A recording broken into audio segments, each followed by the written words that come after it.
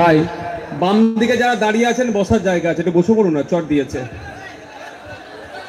ভাই আপনাদের পেছনে যারা আছেন এখানে, আমি তো উঁচু ধরে দেখতে পাবেন, বসুন, পেছনের লোকে দেখতে সুবিধা হবে। ভাই একটু বসে পড়ুন না, চট দেওয়া আছে তো ওইদিকে। আমি ধন্যবাদ জানাই। বাবু তোমাদেরকে বসতে হবে, পিছনে বসলে আমি একদম বক্তব্য দিতে পারি না।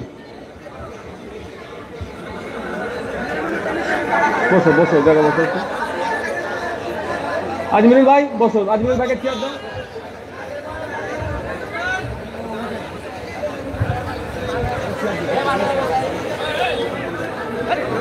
ধন্যবাদ জানাই শামশেরগঞ্জ বিধানসভা কমিটিকে, যাদের উদ্যোগে আজকে এখানে অধিকার সমাবেশ সংগঠিত হচ্ছে। আমি ধন্যবাদ জানাই এই যে জায়গার মালিক বর্ষিয়ান একজন সমাজসেবী, সাথে সাথে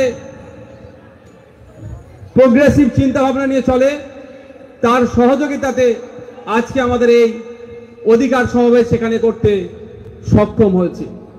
ধন্যবাদ জানাবো মিডিয়ার বন্ধুদের, বিভিন্ন স্ট্রিমের মিডিয়ার বন্ধুরা উপস্থিত হয়েছে, যাদের মাধ্যমে এই শামশেরগঞ্জের অধিকার সমাবেশের বার্তা রাজ্যের বিভিন্ন প্রান্তে ছড়িয়ে দিতে সহযোগিতা করবে। আরো ধন্যবাদ জানাবো অগণিত শামশেরগঞ্জবাসীকে, যারা আপনাদের মূল্যবান সময়কে নষ্ট করেও আমাদের এই অধিকার যাত্রা, অধিকার সমাবেশে আপনারা উপস্থিত হয়ে অধিকার সমাবেশকে আপনারা সাফল্যের উচ্চ শিখরে পৌঁছাতে সহযোগিতা করেছেন। পরিশেষে অল্প করে বলতেই হয়, পুলিশের কিছু বন্ধু আছে যারা এখনো পর্যন্ত আইন, আদালত, বিচার ব্যবস্থাকে সম্মান জানিয়ে, তাদের পেশাকে সম্মান জানিয়ে কাজ করে যাচ্ছে। তাদের প্রচেষ্টায় আজকে এই প্রোগ্রাম সুষ্ঠুভাবে সম্পূর্ণ হওয়ার জন্য। বন্ধুগণ, অনেক বলার আছে, যদি বলার সময় পাই আমি বলবো। আপনাদের ধৈর্য থাকবে তো? যাদের ধৈর্য থাকবে তো হাত তুলে দেখান তো। শোনার ধৈর্য আছে তো? মায়েরা আওয়াজ তুলতে হবে যে 1000 টাকা পরে হবে, আগে গঙ্গা ভাঙন রোধ করো। আওয়াজ তুলতে হবে 1200 টাকা পরে হবে, আগে পদ্মা ভাঙন তুমি রোধ করো। 1000 টাকা 1200 টাকা দিচ্ছে, আর কোটি কোটি টাকা আসছে গঙ্গা ভাঙন রোধ করার জন্য। সেই টাকাগুলো কি হচ্ছে? লুট হয়ে যাচ্ছে। গত কয়েকদিন আগে সোশ্যাল মিডিয়াতে দেখছিলাম, কলকাতা থেকে বাবুরা এসেছিল গঙ্গা ভাঙন পরিদর্শনে। গঙ্গা ভাঙন পরিদর্শনের নামে গঙ্গা বক্ষে তারা মৎস্য করে পিকনিক করে এখান থেকে চলে গেল। তাই ওই অসভ্যগুলোর জবাব আমাদেরকে দিতে হবে। আর আমি যখন এখানে এসে বক্তব্য দিচ্ছি, বিভিন্ন জায়গায় বিভিন্ন ভাবে আমাকে আটকানো হচ্ছে। কোন জায়গায় বলা হচ্ছে যে নওশাদ সিদ্দিকীর মাথায় টুপি, মুখে দাড়ি, ও মুসলমানদের ছেলে, তোরা কেন ওর পার্টি নিয়ে হই হই করবি। কোন জায়গায় বলা হচ্ছে নওশাদ সিদ্দিকী অমুক বিজেপির দালাল বলে আটকানো হচ্ছে। আবার কোন জায়গায় বলা হচ্ছে এই আমরা তো বুকে হাত দিয়ে নামাজ পড়ি, নওশাদ সিদ্দিকী তো নাভির নিচে হাত দিয়ে নামাজ পড়ে, ও পীরের ছেলে, ওর কেন মিটিং এ যাবি।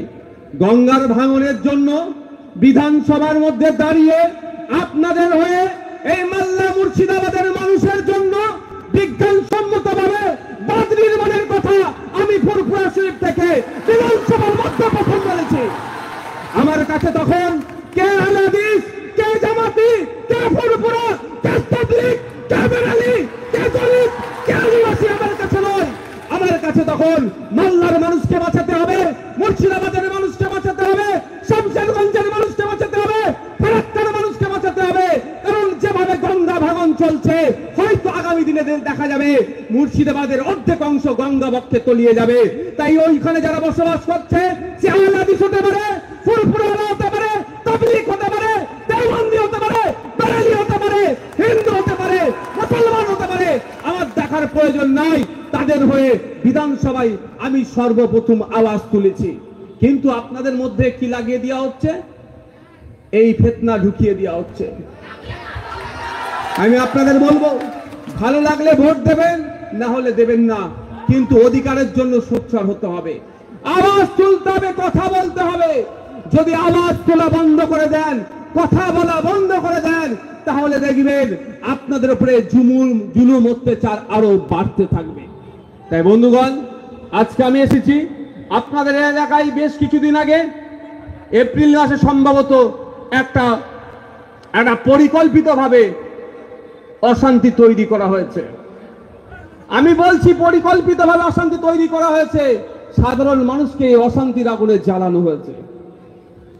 তাই আমাদেরকে সজাগ সতর্ক থাকতে হবে।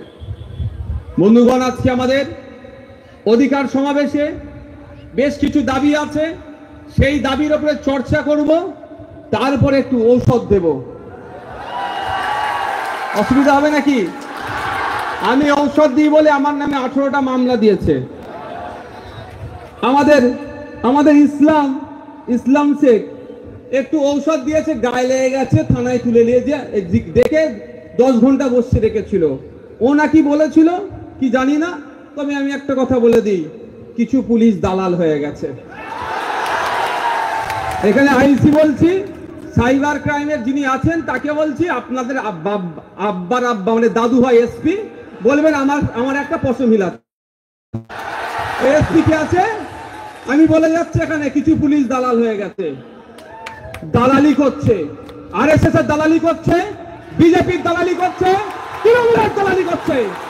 দালালগুলোর বিরুদ্ধে আমাদের লড়াই চলবে। এটা আমি বলার জন্য, এখানে কেউ ফেসবুকে লিখেছিল, তাই তাকে তুলে গিয়ে থানায় ঝাড় দিয়েছে। আমি তো অন ক্যামেরা বলছি, এত মানুষ ক্যামেরা করছে। পুলিশ মন্ত্রীর ক্ষমতা থাকলে আমার একটা পশম দেখা। নরম জায়গা পেয়েছো, খুব টিপেছো না, আসো আমার কাছে। দালালকে দালাল বলবো না, কি বলবে? ভালো লোক। চোরকে কি বলবো আমরা? আমাদের গঙ্গা ভাঙনের রোদের জন্য যে টাকাগুলো এসেছে, যারা খেয়েছে তাদেরকে কি বলবো আমরা? আর তাদের খাওয়াতে যে পুলিশগুলো সহযোগিতা করছে তারা ডবল চোর। কি তারা? ডবল চোর। এটা আমার দায়িত্ব, আমি বলছি। এই ভুল হয় যদি বলবেন ওই পুলিশকে আর ওই নেতাগুলোকে, বলবেন আমার নামে মামলা দিতে। আমার নামে অলরেডি 18খানা মামলা আছে। কটা? 18টা মামলা আছে, তাও আমাকে আটকাতে পারেনি। আমি মানুষের জন্য কথা বলতে এসেছি। দলিত, আদিবাসী, হিন্দু, মুসলমান নির্বিশেষে সে যেই মাসলাকে বিশ্বাস হোক না কেন, কেউ আহলে হাদিস মাসলাকে বিশ্বাস হতে পারে, কেউ ফুরফুরা মাসলাকে বিশ্বাস হতে পারে, আহলে সুন্নাত ওয়াল জামাতের মতদর্শ হতে পারে। যার যে মতদর্শে বিশ্বাস করছে করুন, তো প্র্যাকটিসের ধরন আলাদা হতেই পারে, কিন্তু আমি মানুষের জন্য কথা বলে যাব। তাতে 18টা কেন, যদি আমার নামে 180টা কেস দেয়, তাও আমার মুখ বন্ধ হবে না। বন্ধুগণ, আজকে যে আমাদের অধিকার সমাবেশের প্রথম যে দাবিটা, ভিন রাজ্যে পরিযায়ী শ্রমিকদের উপরে যে অত্যাচার হচ্ছে, জুলুম হচ্ছে, নির্যাতন হচ্ছে, এই বন্ধের জন্য আমাদের আজকে অধিকার সমাবেশ। আপনারা বলুন, আমাদের রাজ্যে কাজ আছে? আমাদের রাজ্যে কাজ অল্প থাকলেও কাজের মূল্যায়ন হয় না। অর্থাৎ এখানে যারা বিড়ি বাঁধেন, কেউ যেন মুফতি সাহেবরা আমাকে ফতোয়া দিতে যাবেন না, জ্বালা অনেক, জানেন তো ভাই, জ্বালা অনেক। নওশাদ সিদ্দিকী কিছু বললে মুফতি সাহেবরা ফতোয়া দেবে, আর শুভেন্দু অধিকারী কিছু বললে তখন দিদির চটি হয়তো তাদের মুখে থাকে, তার বেলায় ফতোয়া দেখতে পাই না। দিন রাত দিলীপ ঘোষ যে মুসলমানদেরকে মেরে বাংলাদেশে তারাবার কথা বলছে, বাংলায় কথা বললে নাকি বাংলাদেশি বলছে, তাদের বিরুদ্ধে ফতোয়া দেখতে পাই না। আর নওশাদ সিদ্দিকী কিছু যদি বলে দেয়, লিখতে শুরু করে দিচ্ছে। এদের কাছ থেকে সাবধান থাকবেন। এই মুফতি সাহেবগুলোকে আমার খুব ভয় লাগে ভাই। মুফতি সাহেবদেরকে আমি সম্মান দিই, তারা স্কলার, তারা আমাদের ধর্মীয় বিষয়টাকে ভালো করে বুঝিয়ে দেয়, তাদের সম্মান অনেক উচ্চ পর্যায়ে, তাদের বিরুদ্ধে আমি নয়। কিন্তু যারা মুফতি সেজে তৃণমূলের চাটুকারিতা করে, বকলমে বিজেপির সহযোগিতা করে, তাদের বিরুদ্ধে আমাদের লড়াই চলবে।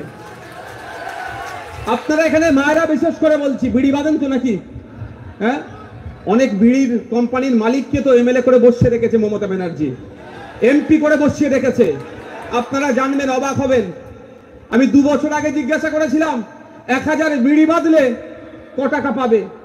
ওখানে দেখাচ্ছে মুর্শিদাবাদের মানুষ 263 টাকা পাবে। পান আপনারা? সরকার বলছে 263 টাকা দিতে হবে 1000 বিড়ি বাঁধলে। এবার কেউ ফতোয়া দিতে পারে, হুজুর আপনি পীরের ঘরের ছেলে, বিড়ি বাঁধার কথা বলছেন কেন? এবার যাও, কোথায় যাবো? এই জ্বালা আমার ভাই, অনেক বলতে পারি না ইচ্ছে থাকলেও, কিন্তু আপনাদের সঠিকটা আমি বলে যাচ্ছি। আপনারা বিড়ি বাঁধবেন না সে ফতোয়া ফারাজের ব্যাপার আছে, আমি সেখানে যাব না। 1000 বিড়ি বাঁধলে 263 টাকা 2 বছর আগে বলেছিল রেট, আর 6 মাসের মধ্যে রেট বাড়বে নিশ্চিতভাবে। এখন তাহলে 300 টাকা হবে। পাচ্ছে কি 150, 180, খুব বেশি হলে 200 টাকা।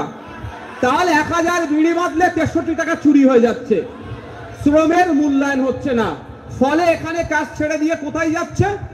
হরিয়ানা, মহারাষ্ট্র, উত্তরপ্রদেশ, তেলেঙ্গানা, ব্যাঙ্গালোর, আহমেদাবাদ, গুজরাট, বিভিন্ন রাজ্যে কাজে চলে যাচ্ছে। অসম, উড়িষ্যায় কাজে চলে যাচ্ছে। এখানে কাজের মূল্যায়ন হচ্ছে না বলে। আর ওখানে যখন কাজে যাচ্ছে বাংলা ভাষায় কথা বলার জন্য বাংলাদেশি, মারধর, ঘুষপেটিয়া এতদিন লোকাল সমাজ বিরোধীরা করতো, ওখানকার প্রশাসন এটা করতো না। ইদানিং কালে আমরা কি দেখছি? এদের উপরে অত্যাচার প্রশাসন করছে, তুলে নিয়ে চলে যাচ্ছে। বাংলাদেশি বলে আজকে রাখছে। এখান থেকে আমরা যোগাযোগ করছি বিভিন্ন অফিসের মাধ্যমে, অফিসারদের মাধ্যমে, সেই রাজ্যের অফিসারদের সাথে কথা বলে এখান থেকে আমার আইডেন্টি কার্ডের ছবি পাঠাতে হচ্ছে যে আমরা ওকে রিকগনাইজ করছি যে উনি আমাদের লোক, মানে বাংলার লোক। আইডেন্টি কার্ডের ছবি পাঠাতে হচ্ছে, আপনার এমএলএ প্যাডে সই করে পাঠাতে হচ্ছে। অনেকে আমার কাছ থেকে নিয়ে গেছে যদি তাদেরকে না আটকায়, এই করে তাদের ছাড়ানো হচ্ছে। এটা কি সমাধান ভাই?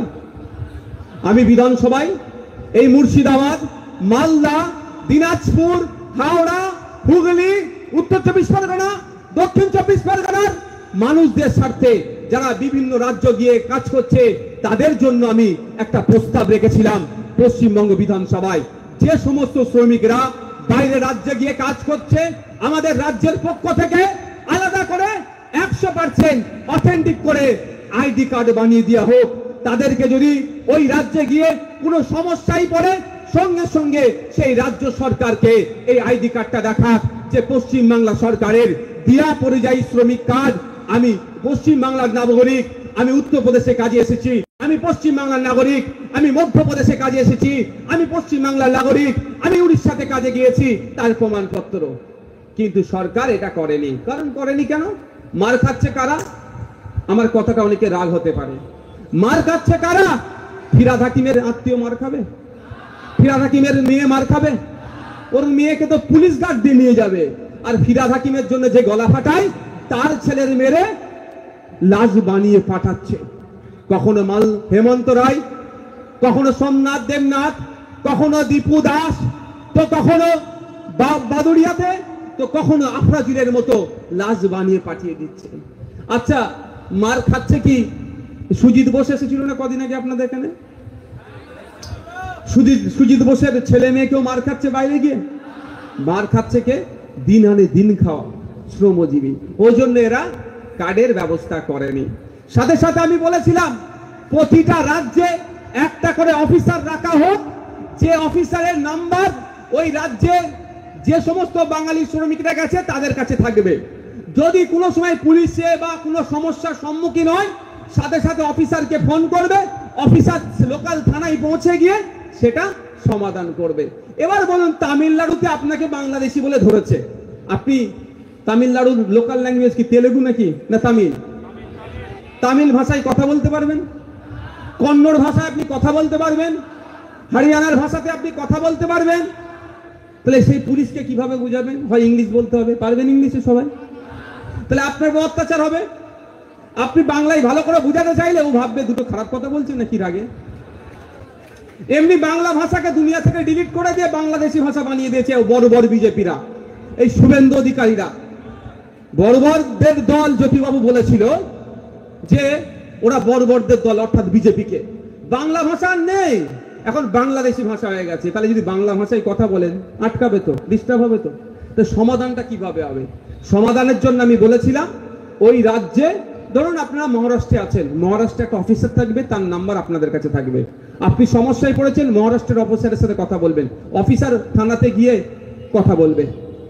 তাহলে যখন পশ্চিমবাংলা সরকারের একটা অফিসার থানাতে গিয়ে কথা বলবে, আপনি বুকে সাহস পাবেন না যে আমার অসুবিধা হলে আমি কাউকে করব? কিন্তু এটা সরকার করেনি।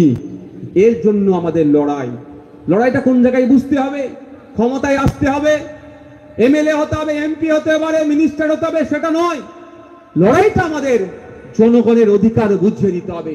যেখানে সংবিধান বলছে রাইট ফ্রিডম অফ মুভমেন্ট, আমার অধিকার আছে যাতে ভ্রমণের রেস্ট্রিক্টেড এরিয়া ছাড়া ভারতবর্ষের যে কোনো প্রান্তের মানুষ যে কোনো প্রান্তে গিয়ে ব্যবসা বাণিজ্য চলাফেরা করার পূর্ণ স্বাধীনতা আছে, তাহলে সেখানে সংবিধানের 8 শিডিউলে বলা আছে যে 22টা ভাষার কথা উল্লেখ আছে। বাংলা সেখানে জলজল করছে, তাহলে বাংলা ভাষায় কথা বলার জন্য কেন আক্রমণ হচ্ছে? এর জবাব তো পশ্চিম বাংলা সরকারকে নেওয়া দরকার, ওই সরকারগুলোর কাছ থেকে। আমরা বিরোধী, আমরা যে কাজটা করছি পশ্চিম বাংলা সরকারও ও কাজটা করছে। ভাই আমার ক্ষমতা আছে, আমি উড়িষ্যা সরকারকে গিয়ে বলবো তুমি জবাব দাও এর। আমি উড়িষ্যার যেখানে যেটা এখানে এই বাচ্চাটাকে নাও উপর থেকে, পড়ে গেলে আমার নামে কেস হয়ে যায় বাবু। মমতা ব্যানার্জি আমার শুধু কেস দেওয়ার জন্যই ঘুরছে,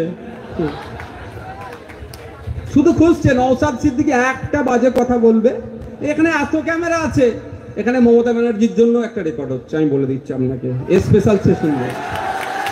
যাক, ওতে আমার যায় আসে না, বুঝতে পারছেন না? আমি ভুল বলি না তো, আমি আমার নাম ধাম বাড়ানোর জন্য আমি বক্তব্য দিই না। আমি সমস্যা নিয়ে কথা বলি, আমি পয়েন্টে পয়েন্টে কথা বলি। ওদের যদি জয়েন্টে জয়েন্টে ব্যথা করে আমি কি করতে পারি? আমি কি করতে পারি? তা আমার দোষ কি? যাক, ফিরে আসি।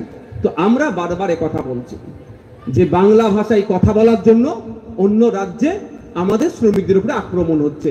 সমাধান কিভাবে হবে? সমাধানের প্রথম সূত্র আমি বলছি, যদিও আমি এটা পক্ষে নয়, কিন্তু বলতে আজকে বাধ্য হচ্ছি।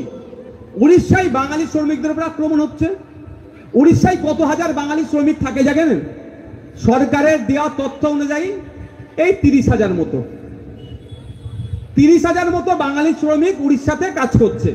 আর উড়িষ্যার উড়িয়া পশ্চিম বাংলায় কত থাকে জানেন? 3 লাখ। আমরা থাকি 30,000 আর ওরা থাকে 3 লাখ।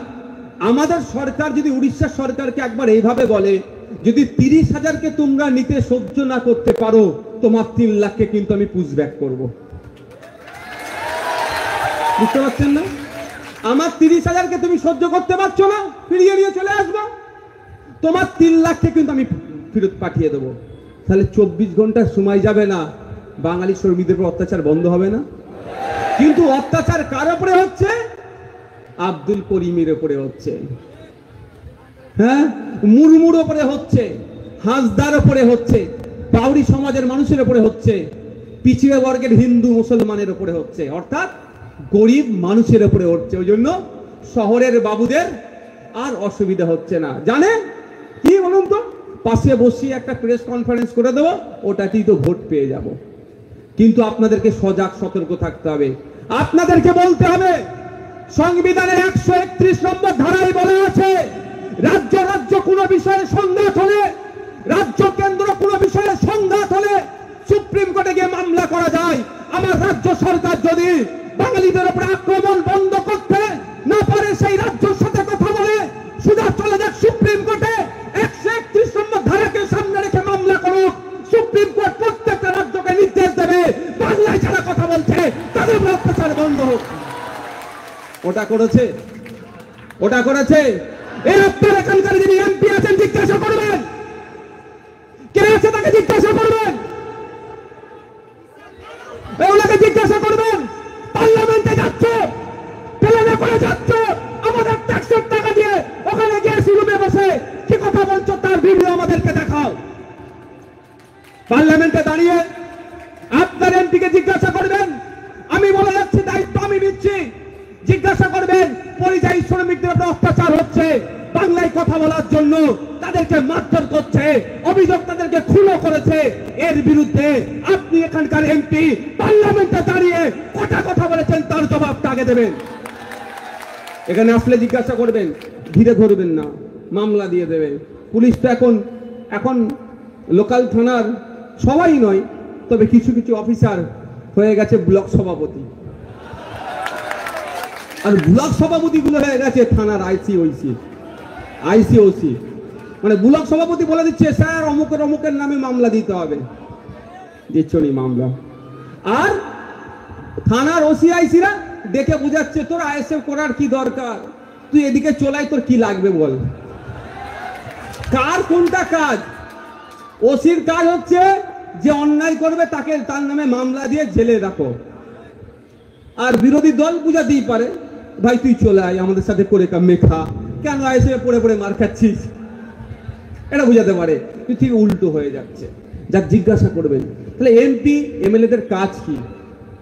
এমপি এমএলএদের কাজ আমরা জানতে হবে। এমপি এমএলএদের কাজ হচ্ছে তার নির্বাচনী ক্ষেত্রের মানুষকে সুরক্ষা দিয়া, তার নির্বাচনী ক্ষেত্রের মানুষের যে সমস্যা হচ্ছে সেটা সমাধান করা।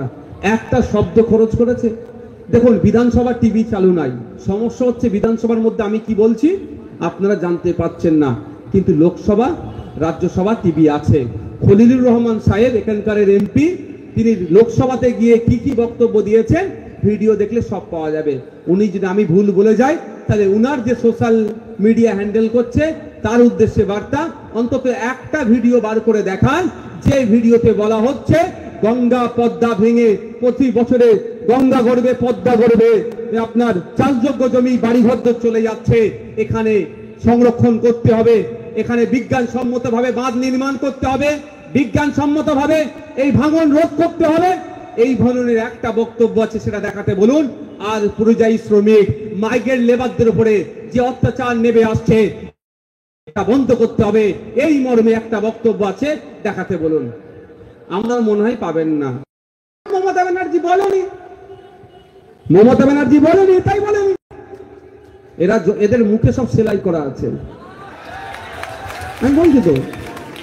আমাকে অফার হয়েছিল ভাই, বলছে তৃণমূলে চলে আসো, তোমার এরকম ভাবে বলা হয়েছে, তোমার এখন তোমার ফিউচার ব্রাইট, তুমি ইয়াং ছেলে, এত ভালো বলছো, তুমি চলে আসো না তৃণমূলে, মন্ত্রী দিয়ে দেবে। আমি উত্তর দিয়েছিলাম বাবুই পাখির গল্পটা আমি ছোটবেলায় পড়েছিলাম। আরে আমাকে ব্যাপারটা কি বলছি, ঘর ভর্তি সব দিয়েছে, সোনা গয়না সব দিয়েছে, আমি যদি বলতে না পারি বুক ফেটে মরবো নাকি? ওর দরকার নেই। আমি আমার ভাইদের সাথে টালির চালে থাকবো, আপনাদের সাথে কিন্তু বলবো, বলে যাব আমি। বন্ধুগণ যারা আপনারা উপস্থিত হয়েছেন, আপনাদের বলবো এই পরিযায়ী সমস্যার সমাধান রাজ্য সরকারকে করতে হবে। রাজ্য সরকার কি বলছে আপনাদের মন পাওয়ার জন্য, যে বাইরে থেকে এই সামিরুল সব বাইরে থেকে নিয়ে চলে আসো। সামিরুল ভাই তো কারখানা করে দেবে নাকি? সামিরুল ভাই কি করবেন?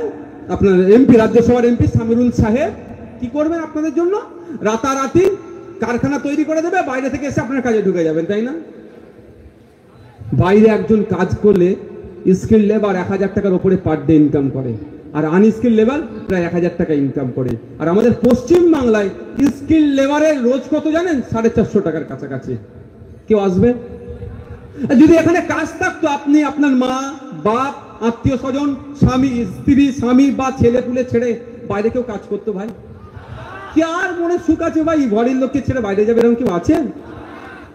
2 পয়সা কম হোক তাও ঘরের কাছে থাকবো, বাপ মায়ের মুখটা দুবেলা দেখতে পাবো। বাচ্চা, ছোট্ট বাচ্চা আছে যেমন পিছনে বসে আছে, মায়ের দেখো না, মেয়ের ছেলের মুখটা দেখতে পাবো।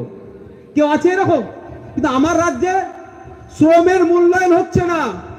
তাই আমরা বলছি 2011 থেকে 2025 পর্যন্ত পশ্চিম বাংলা থেকে প্রায় 6500 কোম্পানি উঠে চলে গেছে, আর আপনি এখানে কাজের সন্ধান দিচ্ছেন। এখানে কলকারখানা কোথায়? নতুন ইন্ডাস্ট্রি কোথায়? আমি আপনাদের জন্য বলেছিলাম এই পরিযায়ী শ্রমিকদের উপরে অত্যাচার হবে না, এরা ঘরের কাছে থাকবে, পরিবারকে নিয়ে থাকবে, এখান থেকে ইনকাম হবে। এই মালদা মুর্শিদাবাদে প্রচুর পরিমাণে আম হয়, লিচু হয়, এই জন্য আপনাদের জন্য বলেছিলাম যেখানে সরকারের পক্ষ থেকে বড় ইন্ডাস্ট্রি বানানো হোক, এই ম্যাঙ্গো জুস বানানো হবে, লিচুর জুস বানানো হবে, জ্যাম জেলি তৈরি হবে, এখানে ইন্ডাস্ট্রি তৈরি হোক, কাঁচামালটা মালদা মুর্শিদাবাদ থেকেই পাওয়া যাবে। যদি অর্থের অভাব থাকে সরকার 51% শেয়ার রাখুক, আর 49% শেয়ার সাধারণ মানুষের কাছে ছড়িয়ে দিন। 5,000 টাকা থেকে 5 লাখ পর্যন্ত শেয়ারের দাম হোক। যার বিত্তশালী সে 5 লাখ টাকা শেয়ার কিনবে, যে গরিব মানুষ সে 5,000 টাকা শেয়ার কিনবে। তাহলে এখানকার মানুষরা ওই কলকারখানায় কাজ পেত, তার সে মনে করতো সেও কাজের কোম্পানির একটা মালিক, সুতরাং এখানে দুর্নীতিও হতো না। মালদার ছেলে, মুর্শিদাবাদের ছেলে এখানেই থাকতো, এখানেই কাজ করতো, আবার আমাদের রাজ্যের রাজস্ব বাড়তো। এই তথ্য, এই বার্তাও আমি রাজ্য সরকারকে দিয়েছি, কিন্তু রাজ্য সরকার তো আপনাকে মানুষ মনে করেনি, আপনাদেরকে ভোটার মনে করে। যদি আপনাদেরকে মানুষ মনে করত, এই প্রস্তাবটা গ্রহণ করে কি করত, আপনাদের মানত এবং আপনাদের এখানে কাজের ব্যবস্থা করত।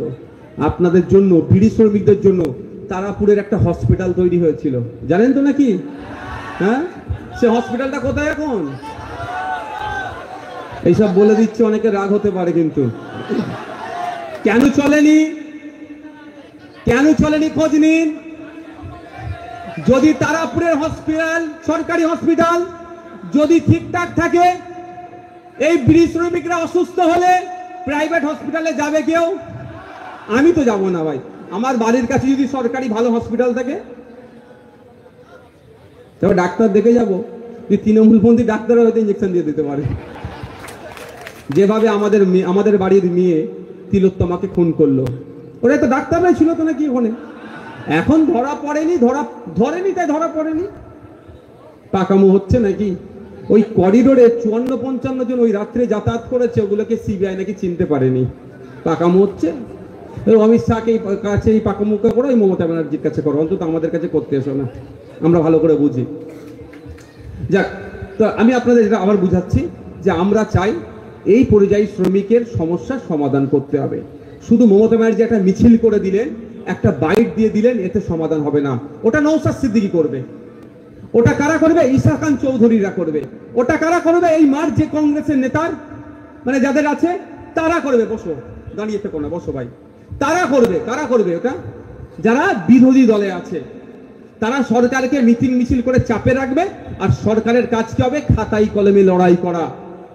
সেটা সরকার না করে মিছিল করছে। আর আপনারা ভাবছেন সত্যিকারের তো মমতা ব্যানার্জি আমাদের কত কথা ভাবে। দেখো, আমাদের ভাইদেরকে, মালদা মুর্শিদাবাদের লোকেদেরকে উত্তরপ্রদেশ হরিয়ানাতে মারছে, এদিকে মমতা ব্যানার্জি মিছিল করছে। যদি মমতা ব্যানার্জি সত্যি মিছিল করার দরকার ছিল, কলকাতায় নয়, দিল্লির রাজপথে গিয়ে, পার্লামেন্টের সামনে গিয়ে ধর্নায় বসার দরকার ছিল।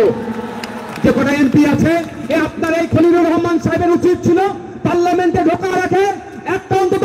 আপনার এই কি বলে করে বলো না গো, কি বলো, প্ল্যাকার্ডে লিখে যে মালদার জঙ্গিপুর লোকসভার অন্তর্গত শ্রমিকদের উপর অত্যাচার বন্ধ করতে হবে, অন্তত সেটা মিডিয়ার সামনে সারা ভারতবর্ষের মিডিয়ায় হাইলাইট হতো।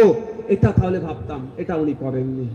উনি এখানে এসে গল্প শোনাচ্ছেন, আর শুভেন্দু অধিকারীর সাথে রাত্রে ঠিক হয়তো যোগাযোগটা ঠিক রেখে দিচ্ছেন। ভুল বলছি নাকি?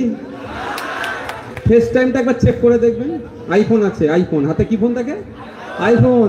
ফেস টাইমটা দেখবেন, সব face time to face time হয়। আর আপনারা ভাবছেন আমার লিডার একদম আমার জন্য দিয়ে জান দিয়ে দেবে, ঘোড়ার ডিম দেবে। যদি জান দিত অন্তত এতটুকু কথা দুটো জায়গায় কথা বলতো। প্রথম কথা, যখন মাননীয়া বললেন যে ওয়াকাফ নিয়ে গুলোগুলি করবেন না, তখন অন্তত বলতো দিদি তাহলে আপনি দায়িত্ব নিয়ে মিটিং মিছিল করুন। বলার সাহস দেখাতে পেরেছে? আমি আগেই বললাম ওদের মুখ বন্ধ থাকে। আর দ্বিতীয়, এই শামশেরগঞ্জ ধুলিয়ানে একটা ইনসিডেন্টকে কেন্দ্র করে প্রায় 500-র অধিক মানুষকে অ্যারেস্ট করে এতদিন রাখার সাহসও পেত না। ওদেরকে আমি কিন্তু এখানে হয়ে কারো হয়ে ওকালতি করতে আসেনি। যারা দোষী চার্জশিট লাগাও, তাদের শাস্তির ব্যবস্থা করো।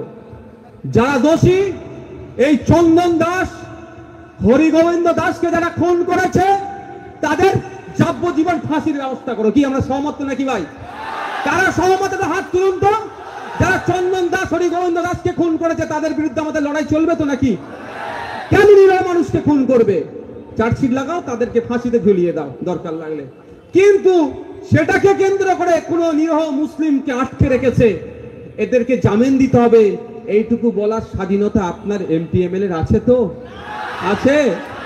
আমি চ্যালেঞ্জ করে যাচ্ছি, আজকের পরে হয়তো এমপি এমএলএ কিছু বক্তব্য দিতে পারে, মিডিয়ার বন্ধুদের বলবো এই কোশ্চেনটা করবেন যে 500-র অধিক মানুষকে ধরেছে, সবাই দোষী না, ওর মধ্যে অধিকাংশ নির্দোষ, এতটুকু কথা জিজ্ঞাসা করবেন। আমি চ্যালেঞ্জ করে বলছি, ওদের এতটুকু বলার ক্ষমতা নাই। মমতা ব্যানার্জি তো এই ক্ষমতাটা দেয়নি যে যাদেরকে অ্যারেস্ট করেছে তাদের মধ্যে সিংহভাগ নির্দোষ, এটা বলার ওদেরকে স্বাধীনতাটুকু দেয়নি। জিজ্ঞাসা করবেন মিডিয়ার বন্ধুরা। কি বলছি বুঝতে পারছেন না? আজকে আমি যাওয়ার পরে অনেক গল্প শোনাবে, ও বিজেপি সহযোগিতা করতে এসছে, অনেক গল্প শোনাবে। ওই মিডিয়ার বন্ধুদের বলবে এতটুকু জিজ্ঞাসা করো যে 500-র অধিক যে মুসলিম মানুষকে ধরে রেখেছো, ওই ইনসিডেন্টকে কেন্দ্র করে সবাই কি দোষী? আমরা তো জানি সবাই দোষী নয়। তাহলে এমএলএ স্যার বা এমপি স্যারের এত ক্ষমতা নয় যে এতটুকু বলার না ওর মধ্যে সবাই দোষী নয়। আমি চ্যালেঞ্জ করে বলছি এই কথা বলতে ওরা পারবে না। কারণ কি বলুন তো, ওদের মুখে সেলাই করে রেখে দিয়েছে মমতা ব্যানার্জি। তো আমি মিনিস্ট্রি দিয়ে লাভ কি হবে যদি আমার মুখে সেলাই করা থাকে? তা বন্ধুগণ, লড়াইটা কোন জায়গায় বুঝতে হবে। লড়াইটা ন্যায়কে প্রতিষ্ঠা করার লড়াই, হক কথা বলার লড়াই, সত্য কথা বলার লড়াই। এই সত্য কথা বলার জন্য আগামীতে আপনাদেরকে আমরা চাইবো আপনারা আমাদের পাশে থাকুন। এই শামশেরগঞ্জ থেকে এমন নির্ভীক সত্যবাদী লোককে জিতিয়ে পশ্চিম বাংলার আইনসভাতে আপনারা পাঠাবেন যে পশ্চিম বাংলার আইনসভাতে গিয়ে বারবার গঙ্গা ভবন নিয়ে সোচ্চার হবে, মুখ্যমন্ত্রী বাধ্য হবে গঙ্গা ভবন রোধের জন্য। আমি অবাক হয়ে যাচ্ছি, মিসকিন নগরে কবরস্থান চলে যাচ্ছে গঙ্গার গর্ভে, শ্মশান চলে যাচ্ছে গঙ্গা গর্ভে, স্কুল চলে যাচ্ছে গঙ্গা গর্ভে, মসজিদ চলে যাচ্ছে গঙ্গা গর্ভে, কোনো হেলদোল নাই। আর হাজার হাজার কোটি টাকা খরচ করে কি করছে? মৎস্য করছে, খেলা করছে, আর এইখানকার মানুষদের ধ্বংস হয়ে যাচ্ছে, এক একটা প্রজন্ম শেষ হয়ে যাচ্ছে, কোনো ব্যবস্থা করছে না। আপনাদের মধ্যে একটা ভুল বুঝানো আছে। আমি কিছু মানুষের সাথে কথা বলেছিলাম, আমাকে কি বলছে জানেন? এই গঙ্গা ভাঙন নাকি রোধ করা যাবে না, ওই জন্য। সাধারণ মানুষ ভাই, আপনাদের এরকম কেউ শিখিয়ে রেখেছে নাকি? আমি কিছু সাধারণ মানুষের সাথে একবার কথা বলেছিলাম, কলকাতায় দেখা হয়েছিল, কথা বলতে বলতে উনি আমাকে রিপ্লাই দিচ্ছে যে গঙ্গা ভাঙন রোধ করা যাবে না, ওই জন্য সরকার ঠিকঠাক কাজ করতে পারে না। তিনি কিন্তু তৃণমূলের লোক নয়, এটা মাথায় ঢুকানো আছে। আমি আপনাদের বলি, এই ফারাক্কাতে নতুন ব্রিজ হচ্ছে তো ভাই, গঙ্গার ওপরে যদি ব্রিজ হতে পারে তাহলে গঙ্গা ভাঙন রোধ করা যাবে না? আপনাদের ঘরের কাছেই তো ফারাক্কাতে নতুন ব্রিজ যদি হতে পারে তাহলে গঙ্গা ভাঙন রোধ করা যাবে না?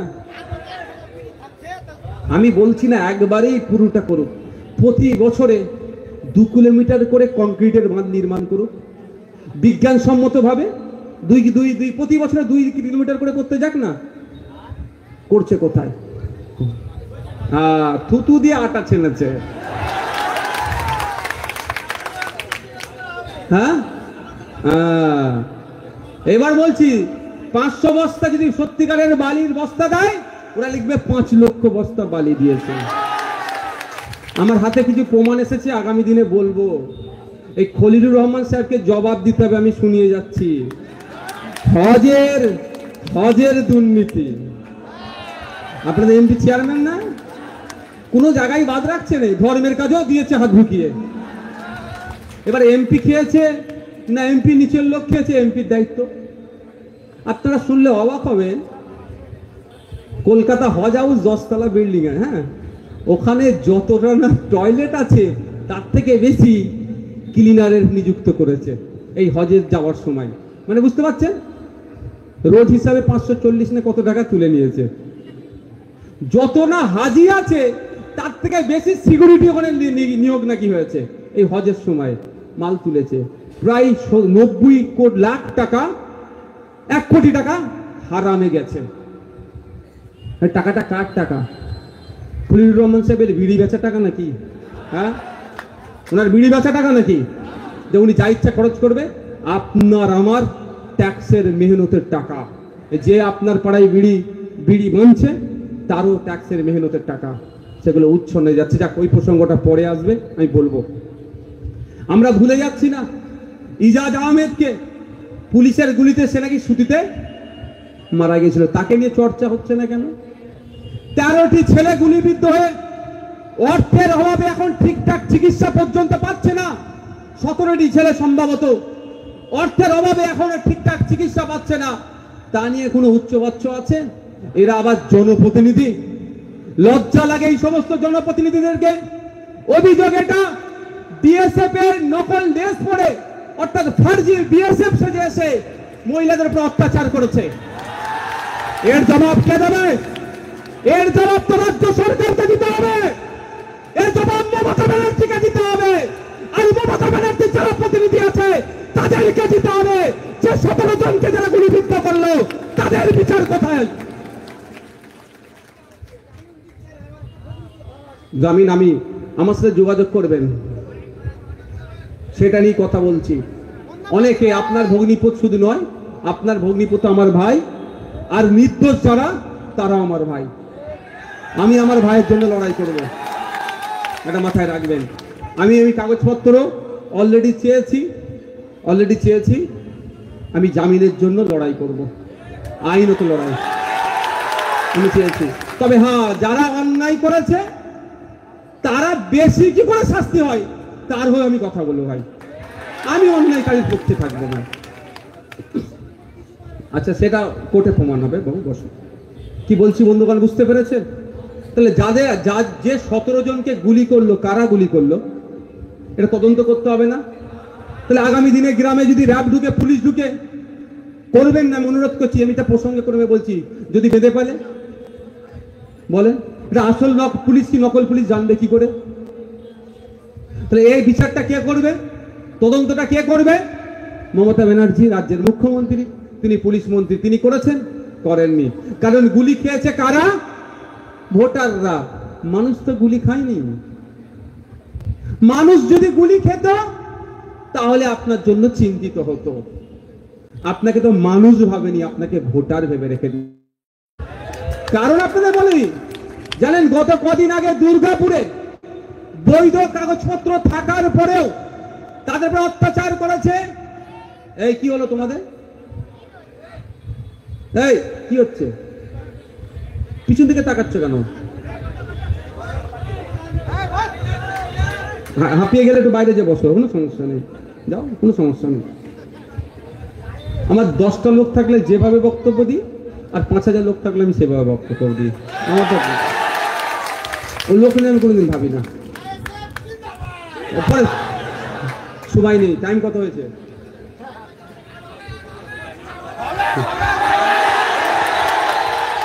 আচ্ছা, তাহলে এটার বিচার কে করবে? পুলিশ মন্ত্রী। এখনো করেছে? আমরা আজকে শামশেরগঞ্জ থেকে দাঁড়িয়ে এখানে আইবিডিআইবি পুলিশের লোকের মাধ্যমে মুখ্যমন্ত্রীর কানে পৌঁছাতে চাই, 2026 সাল নির্বাচন আসছে। সত্যিকারের যদি আপনি সংখ্যালঘু দলই হন, ওই ফার্জে বিএসএফ ছেলে যারা এসে গুলি করেছে তাদের বিরুদ্ধে আপনি ব্যবস্থা গ্রহণ করবেন। তারপরে শামশেরগঞ্জের মাটিতে আসবেন, ধুলিয়ানের মাটিতে এসে ভোট চাইতে আসবেন, তার আগে আপনি আসবেন না। আমরা শুনেছিলাম যখন এই দাঙ্গার মতো ঘটনা সংঘটিত করেছিল, তারপরে পরেই মমতা ব্যানার্জি বলেছিলেন ওটা আরএসএস এর কাজ, ওটা বহিরাগত এসে এলাকায় হিংসা ছড়িয়েছে। কিন্তু আমার প্রশ্ন, কজন আরএসএস এর কর্মীকে, কজন বিজেপির কর্মীকে, কজন বহিরাগতকে আপনি অ্যারেস্ট করেছেন? তার তথ্য শামশেরগঞ্জের মানুষকে দিন, আমরাও দেখতে চাই সত্যিকারের কারা বাইরে থেকে এসে হিংসা করে পালালো। বলেছিল না? হ্যাঁ, আপনার ভগ্নিপতির নাম কি? তাহলে আরএসএস করে নাকি? আমি এমনি বলছি, বসেন, বুঝতে পারছেন? তো রহিম শেখ হয়তো আরএসএস এর বড় কর্মী, ওই জন্য ধরে ঘুরে দিয়েছে, এই জন্য অনেকে আছে। তাই আমি অনুরোধ করবো আপনাদের, আগে উত্তর দিতে হবে, তারপরে ভোট চাইবে। এটা বলছি বলে আপনি আমাকে ভোট দেবেন একবারের জন্য নয় ভাই। আমি এসব বলছি বলে আপনি আমাকে ভোট দেন একবারের জন্য বলবো না। ভালো লাগলে দেবেন, না লাগলে দেবেন না, সমালোচনা করবেন, কোনো আমার সমস্যা নেই, কিন্তু হক কথা বলতে হবে। আপনারা 2011 সালে বলুন, 21 সালে বলুন তো, কেন তৃণমূলকে ভোটটা দিয়েছেন? এখানে যারা বসে আছে 95% মানুষ 2021-এ তৃণমূলকে ভোট দিয়েছিল। ভুল বলছি নাকি? কেন ভোট দিয়েছিলেন? বিজেপির অত্যাচারের হাত থেকে বাঁচার জন্য। সারা পশ্চিম বাংলার সংখ্যালঘু থেকে সংবিধান প্রেমী মানুষেরা, ধর্মনিরপেক্ষতায় যারা বিশ্বাসী, যারা যায় বিজেপির এই হিংসাকে বন্ধ করতে, তারা একজোট হয়ে তৃণমূলকে এই জন্যই ভোটটা দিয়েছিল যে উত্তরপ্রদেশের মতো অবস্থা পশ্চিম বাংলায় না হয়, হরিয়ানার মতো অবস্থা পশ্চিম বাংলায় না হয়, গুজরাটের মতো অবস্থা পশ্চিম বাংলায় না হয়। আর আজকে আমরা দেখছি উত্তরপ্রদেশে যেটা হচ্ছে পশ্চিম বাংলায় সেটা হচ্ছে, হরিয়ানাতে যেটা হচ্ছে পশ্চিম বাংলায় সেটা হচ্ছে, গুজরাটে যেটা হচ্ছে পশ্চিম বাংলায় যেটা সেটা হচ্ছে, অসমে যেটা হচ্ছে পশ্চিম বাংলায় সেটা হচ্ছে। তাহলে আমার ভোটটা দিয়ে লাভটা হলো কি ভাই? যদি আমি ঋণই আর দেবো না, কিন্তু লাভটা কি হলো আপনাদের?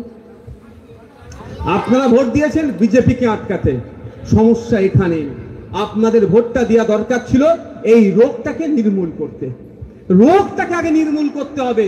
বিজেপি তৃণমূলটা ব্যাপার নয়, রোগটা হচ্ছে ব্যাপার। সব পাখি মাছ খায় আর মাছরাঙার দোষ হয়। এখন বিজেপিকে দেখানো হচ্ছে, বিজেপি তো অবশ্যই চরম সাম্প্রদায়িক রাজনীতি করছে, হিন্দু মুসলমানের মধ্যে বিভেদ লাগানোর চেষ্টা করছে। আর আমরা হিন্দু মুসলমান নির্বিশেষে বিজেপির বিরুদ্ধে আমরা একসাথে লড়াই করব বিজেপির বিরুদ্ধে। কিন্তু আর যারা সাম্প্রদায়িক রাজনীতি করছে তলে তলে, সেগুলো দেখবেন না। উত্তরপ্রদেশে সাম্বাল মসজিদের সার্ভেকে কেন্দ্র করে উত্তরপ্রদেশ পুলিশ 4 থেকে 5টি মুসলিম যুবককে খুন করেছিল। আপনার এখানে পাড়ার ইমাম সাহেব সেটা নিয়ে শুক্রবারে কত সুন্দর বয়ান দিয়েছিল বলুন তো। উত্তরপ্রদেশ বিজেপির বিরুদ্ধে দেওয়া দরকার। আর আমাদের পশ্চিম বাংলার সুতিতে ইজাজকে পশ্চিম বাংলা পুলিশ গুলি করে খুন করলো। আমার ইমামের মুখ থেকে আর ইজাজের নামটা বেরোলো না। এটা কেমন ভাবে হবে বলুন? এইটাই হচ্ছে ডিফারেন্স। উত্তরপ্রদেশে গোরক্ষক বাহিনীরা গরু গোমাংস খেয়েছে বলে পিটিয়ে মারা দিচ্ছে। হরিয়ানাতে গোরক্ষক বাহিনীরা গোমাংস খেয়েছে নাকি এই অপরাধে পিটিয়ে মারছে।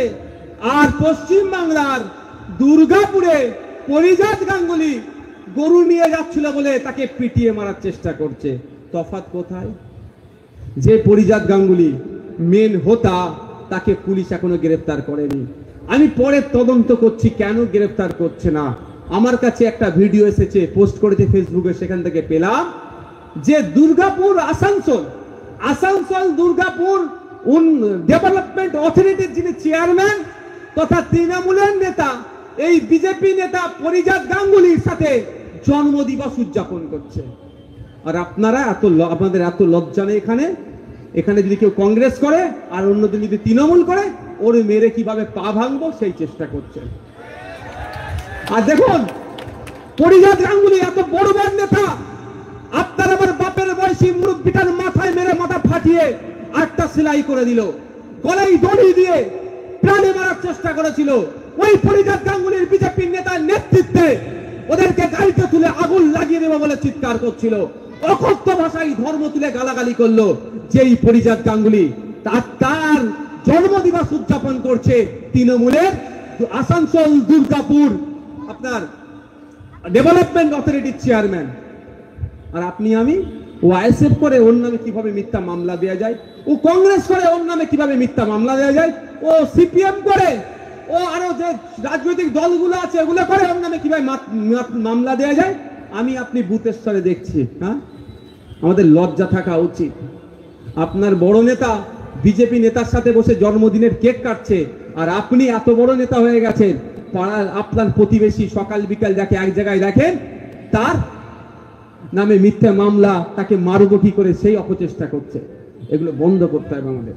বন্ধুগণ, অনেক বকে ফেললাম গো, কটা বাজে? হ্যাঁ, শেষের দিকে যারা আছেন এনার্জি আছে তো নাকি ভাই? হাত তুলুন তো দেখি, কাদের হাতটা তুলে রাখুন, হাতটা তুলে রাখুন। এনার্জি আছে তো ভাই? ঠিক আছে, একটু বলে রাখি, আমরা খুব দ্রুত কলকাতায় রাজপথে ওয়াকফ নিয়ে ধর্ণা অবস্থানে বসবো। আপনারা যাবেন? আপনারা যাবেন, আপনারা যাবেন। যতই মমতা ব্যানার্জি বলুক না কেন, উনি রাজা, আমরা প্রজা নই। আমরা এই প্রত্যেক ভারতীয়, এই ভারতবর্ষের প্রত্যেক রাজার দেশে আমরা প্রত্যেকই রাজা।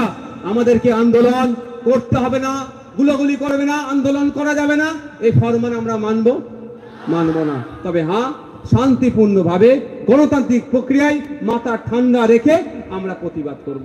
তো আগামী দিনে কলকাতার রাজপথে আমরা কি করব? ধর্ণা দেবো, ওয়াকআপ নিয়ে। আপনারা আসবেন ভাই, আসতে হবে আপনাদের। বন্ধুগণ, দ্বিতীয় যে পয়েন্ট আছে, খুব খুব ভয়ঙ্কর পয়েন্ট আর একদম সহজ পয়েন্ট। SIR নামে নাগরিকদের আতঙ্কিত আর হয়রানি বন্ধের দাবিতে বিজেপি বলছে কি, আপনি আমি নাকি বাংলাদেশি। শুভেন্দু অধিকারী পড়ালেখা যথেষ্ট জানে, মূর্খ নেতা নয় অন্যদের মতো, ওনার ডিগ্রি আছে, তারপরেও মূর্খদের মতো কেন কথা বলছে আমি বুঝতে পারছি না। এটা সরিয়ে দাও তো, আমি অবাক হয়ে যাচ্ছি। বলছে নাকি পশ্চিম বাংলায় 1.5 কোটি রোহিঙ্গা আছে। ইউনাইটেড নেশন UN বলছে সারা পৃথিবী জুড়ে সর্বোচ্চ 24 লাখ কি আছে, রোহিঙ্গা আছে। তার মধ্যে 10 লাখ রোহিঙ্গা বাংলাদেশে আছে, ইন্দোনেশিয়াতে আছে, মালয়েশিয়াতে আছে, অনেক রাজ্যে দেশে আছে, আবার ভারতবর্ষেও আছে। একটা তথ্য। দ্বিতীয় তথ্য হচ্ছে, তাহলে প্রথম তথ্য ওনার ভুল। উনি বলছেন 1.5 কোটি রোহিঙ্গা পশ্চিম বাংলাতে আছে, আর UN বলছে সারা পৃথিবীতে 24 লক্ষ রোহিঙ্গা, তাহলে মিথ্যে কথা বলছে। দ্বিতীয় তথ্য হচ্ছে উনার বসের দপ্তরের কথা বলছি, কেন্দ্রীয় স্বরাষ্ট্র দপ্তর, অর্থাৎ অমিত শাহজির দপ্তরের আমি তথ্য বলছি। শুভেন্দু বাবুর কাছে যদি এই ভিডিওটা পৌঁছায়, অনেক ইমাম সাহেবের সাথে উনি নাকি আবার যোগাযোগ রাখে, আছে কিছু ইমাম সাহেব, কিছু মুফতি সাহেবের সাথে যোগাযোগ রাখে। দেখবেন তাদের বক্তব্যতে হিন্দু মুসলমান ঝগড়া লেগে যাবে, এমন বক্তব্য দেয় কিছু কিছু কিছু আছে। জালমে নৌসা ইফেক্ট। এই ওয়াকআফ নিয়ে কি বলছে, এই আমাদের ব্যাপার, আমরা বুঝে দেবো, অন্য কাউকে কি আমাদের আন্দোলনে লাগবে না। মানে কি ভাই, মানে মুসলমানদের সমস্যা মুসলমান বুঝে নেবে? এটা তো বিজেপি চাইছে, এটা তো বিজেপি চাইছে যে এই ওয়াকআফ নিয়ে আমার নন মুসলিমরা না কথা বলে। তাহলে আমি যদি স্টেজ থেকে বলি এটা মুসলমানদের সমস্যা, আমি বুঝে নেবো, তুমি আসবার কে? তাহলে আমি বিজেপির সুরে সুর মিলাচ্ছি না? তাহলে আমাকে কে বলছে এটা? এটা আমাকে কে বলছে? দেখবেন ভেতর থেকে আমাকে কেউ, তাহলে যাক দেখার একটা। অমিত শাহজির দপ্তর বলছে সারা ভারতবর্ষে কত, আপনার 24,000 মনে হচ্ছে, সম্ভবত না 30,000 মতো রোহিঙ্গা আছে। সারা ভারতবর্ষে রোহিঙ্গা কত আছে? সারা ভারতবর্ষে রোহিঙ্গার সংখ্যা কত? 30,000 মতো, এক্সাক্ট ফিগারটা মনে আসছে না। তার মধ্যে শুভেন্দু অধিকারীর বস অমিত শাহ বা মোদীজি যে জায়গায় অনেকদিন ধরে ক্ষমতা দখলের স্বপ্ন দেখেছিল, তারপর ওরা ক্ষমতা এসেছে দিল্লিতে, সব থেকে বেশি রোহিঙ্গা আছে। কোন জায়গায়? ভারতবর্ষের মধ্যে সব থেকে বেশি রোহিঙ্গা কোন রাজ্যে? দিল্লি, হরিয়ানাতে, তারপরে গুজরাটে।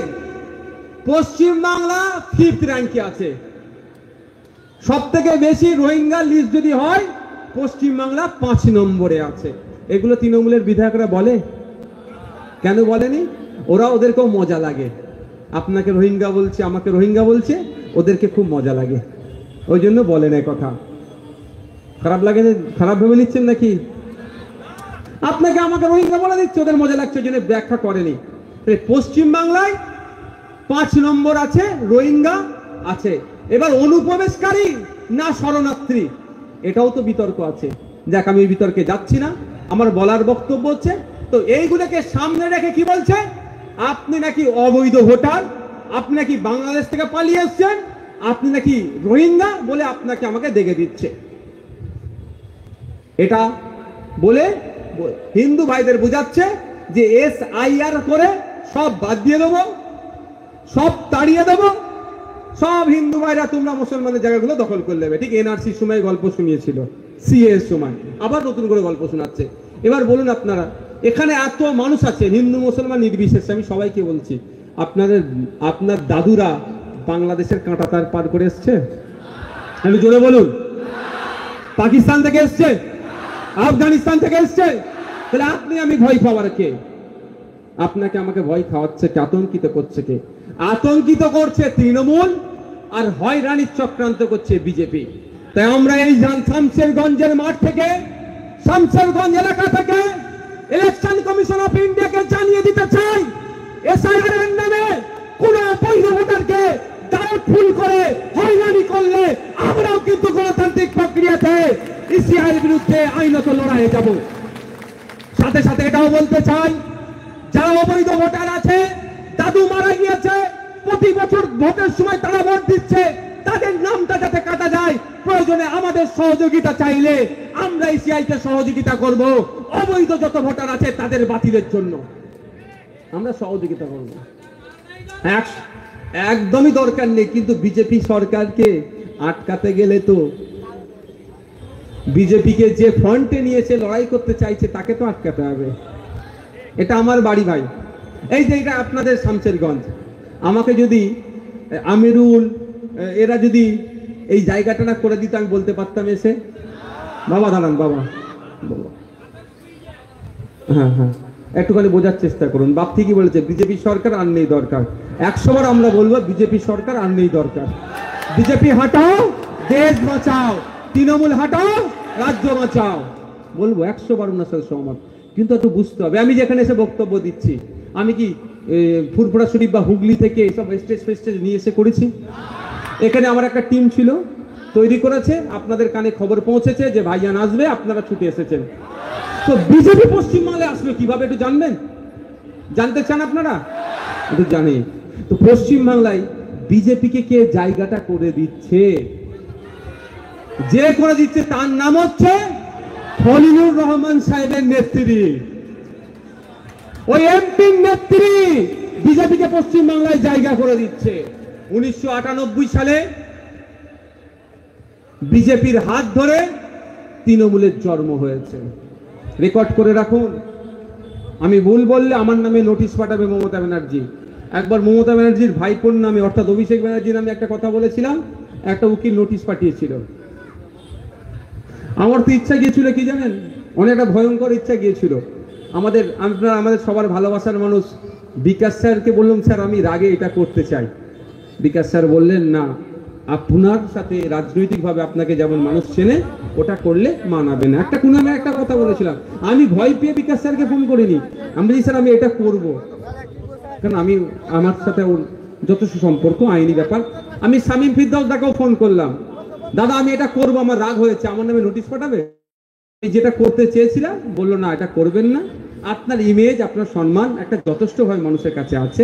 যাক, আমার নামে নোটিশ পাঠিয়েছিল, আমি ভিডিওর উত্তর দিয়েছিলাম, আর এসেছে মামলা। তো আমি ভুল কথা বললাম, আমার নোটিশ পাঠাতে পারে, আমি উত্তর দেব। যাক, আমার বলার বক্তব্য 1998 সালে তৃণমূলের জন্ম বিজেপির হাত ধরে। বিজেপি তার আগে প্রচুর চেষ্টা করেছিল পশ্চিম বাংলাতে তার দলের শাখা পোশাখা খুলবো, পারেনি। একটা উদাহরণ যদি আমি দিই, ওই রাস্তার উপরে যারা দাঁড়িয়ে আছেন, ওই রাস্তার উপরে আমার ভালোবাসার মানুষ বলি তো দাঁড়িয়ে আছেন নাকি এত সময় দিয়ে? আমি বলি যে ওই রাস্তার উপরে আমি ধান চাষ করব, সম্ভব হবে? কি করতে হবে? রাস্তার ইট বালি পাথর সরাতে হবে, ধানের উর্বর যে মাটি চাই সেটা আনতে হবে, নাগল দিতে হবে, ট্রাক্টর দিতে হবে, পানি দিতে হবে, সময়ের সাথে সাথে তারপরে বীজ বপন হবে, ধান গাছ বড় হবে, তারপরে ধান হবে। সময় সাপেক্ষ নয়? আমি যদি বলি কালকেই আজমেরুল তুমি রাস্তার উপরে ট্রাক্টর চালিয়ে দাও, হবে কি ধান গাছ? কিন্তু আমার ইচ্ছা আমি এখানে ধান গাছ দেখতে চাই, তার টাইম লাগবে।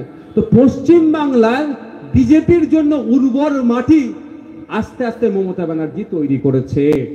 1998 সালের আগে বিজেপি প্রচুর চেষ্টা করেছিল যে পশ্চিম বাংলায় সে তার থাবা বসাবো। যতবার থাবা বসাতে চেয়েছে, তৎকালীন শাসক দল স্প্রে করে ওর চারাকে নির্মূল করেছে। যতবারই চারা বপন করেছে ততবারই স্প্রে করেছে, গাছকে মেরে দিয়েছে। তখন দেখলে এইভাবে হবে না। কংগ্রেস থেকে তৃণমূলকে ভাগ করে বার করলো, বার করে ওকে অক্সিজেন দিল, ওকে রেজিস্ট্রেশন করার সুযোগ দিল, ওকে ফুল ব্যাকআপ দিল। তার প্রমাণ আমি বলে দিচ্ছি, এখনো গুগল সার্চ করলে পাবেন। সিঙ্গুরের আন্দোলনের সময় মমতা ব্যানার্জির সব থেকে পেছন দিকে যিনি কাছে দাঁড়িয়েছিলেন তার নাম হচ্ছে রাজনাথ সিং। যিনি কেন্দ্রীয় এখন ডিফেন্স মিনিস্টার বিজেপি, সবসময় সাথে করে নিয়ে ঘুরতো। নন্দীগ্রামে রাজনাথ সিং ওনাকে সাথে করে, অর্থাৎ ঘিরে রাখতো কেউ না আক্রমণ করে দেয়, তার হাত দিয়ে আস্তে আস্তে জায়গাটা রেডি করলো। রেডি করার পরে 11 সালে পালা বদল হলো। 2011 সালের পর থেকেই তো বিজেপি এর বলে কিছু জানতে পারলাম আমরা। 2016 সালে প্রথম নির্বাচন হলো 11-র পরে, তখন বিজেপির 3টে এমএলএ পেল। 2019 সালে লোকসভা নির্বাচন, বিজেপিকে ঢেলে ভোট দিল তৃণমূল, বাড়িয়ে দিল। বলছে সেই কি কার্য, মানে নুনের কার্যে না কি বলেন, একটা নুন খেয়েছি নেমো খারামি করবো, সুযোগ দিল। 2021-এ 77-এ পৌঁছে দিল। আর আপনি আমি কি বলছি যে বিজেপি আসতে যাচ্ছে, ওকে আটকাতে হবে। কে আটকাবে? তৃণমূল। তৃণমূল আটকালো না, তৃণমূলের আমলের সব থেকে বিজেপি বেশি বাড়লো। তো আস্তে আস্তে আস্তে আস্তে জায়গাটা দিচ্ছে। আগামী দিন আসবে, পরিবারের কারো গ্রেফতারের ভয়ে বলবে আলো সরকারটা তুমি রাখো, আমার টাকা আমি দুবাই 8,000 কোটি টাকা পাঠিয়ে দিয়েছি, আমি এটা 1 বছর আগের কথা বলছি, 8,000 কোটি টাকা পাঠিয়েছি, আরো বিভিন্ন দেশে পাঠিয়েছি, ওখানে আমি চলে যাচ্ছি, তুমি সরকার চালাও। তখন কি করবেন? তখন খলিলুর বাবু কি করবেন? তাহলে করে কপালে বহু তিলক রেখে তিলক কেটে ঘুরবে নাকি? গল্প শোনাচ্ছে, কি বলছি বুঝতে পেরেছেন? তা বন্ধুগণ, এটা নিয়ে আমাদেরকে একটু ভাবতে হবে যে বিজেপিকে আটকানো আমাদের কাছে চ্যালেঞ্জ না, আমাদের কাছে চ্যালেঞ্জ হচ্ছে আমার হয়ে বলার লোক কটা পাঠালাম। বিধানসভার মধ্যে দাঁড়িয়ে থেকে আপনার হয়ে কথা বলার লোক আছে না নাই, এটা হচ্ছে বড় চ্যালেঞ্জ আমাদের কাছে। আজকে বিধানসভার মধ্যে দাঁড়িয়ে কেন শামশেরগঞ্জের নিরাপদের মানুষগুলোকে গ্রেফতার করে রেখেছে, এই কথা বলার এখানকার বিধায়কের সাহস হচ্ছে না। 2026 সালে যদি আপনারা ওই রকম কথা বললে মানুষকে পৌঁছাতে হবে, নাইকে নাই, সাদাকে সাদা, কালোকে কালো বলতে পারে, তেমন মানুষকে পৌঁছাতে হবে। এইরকম মানুষকে তৈরি করতে হবে। আমরা পাঠালাম কি বিজেপিকে আটকানোর জন্য, যাকে পাঠালাম, যাকে ভোট দিলাম, বিজেপির থেকে সে ভয়ঙ্কর কাজ করে দিচ্ছে। উত্তরপ্রদেশে মুসলমানদেরকে পিটিয়ে মারছে, যে পিটিয়ে মারছে তার রাজনৈতিক পরিচয় কি? বিজেপি। ধর্মীয় পরিচয় মুসলমান নয়। আর পশ্চিম বাংলাতে মুসলমানকে পিটিয়ে মেরে দিচ্ছে, তার রাজনৈতিক পরিচয় তৃণমূল, ধর্মীয় পরিচয় মুসলমান। আমাদের ভাঙড়ে আব্দুর রাজ্জাক খান তৃণমূলের নেতা, আমি তৃণমূলের নেতা বলে জানি না, ও একটা ভোটার, তার ধর্মীয় পরিচয় কি? মুসলমান, ইসলাম ধর্মের অনুসারী সে। আর যাকে অ্যারেস্ট করেছে, যে কটাকে, বুঝতে পারছেন ভয়ঙ্কর খেলা খেলছে। তাই আমি বলি আরএসএস সব থেকে বেশি প্রাধান্য আমাদের রাজ্যে বিজেপির থেকেও তৃণমূলকে দেয়। আরএসএস একটা মাদার অর্গানাইজেশন, ওর বিভিন্ন শাখা আছে, তার মধ্যে একটা শাখা তৃণমূল কংগ্রেস। এটা মাথায় রাখবেন আপনারা, এটা মাথায় রাখবেন। আর সহজে বলছি একটা কথা, আচ্ছা বলুন, আপনাদের যারা বাপ ছেলে মেয়ে যাদের হয়েছে, যারা বিয়ে শাদী ছেলে মেয়ে হয়েছে, ছেলে মেয়ে যতই মাদ্রামি করুক না কেন, ছেলে মেয়ে যতই মাদ্রামি করুক না কেন, আপনি বলেন আগে 2-4টে চপট দিতে পারেন, কিন্তু ছেলেকে কি আপনি দূর করে দেবেন? ছেড়ে দাও, রাব্বা কোথা দিয়ে দাও।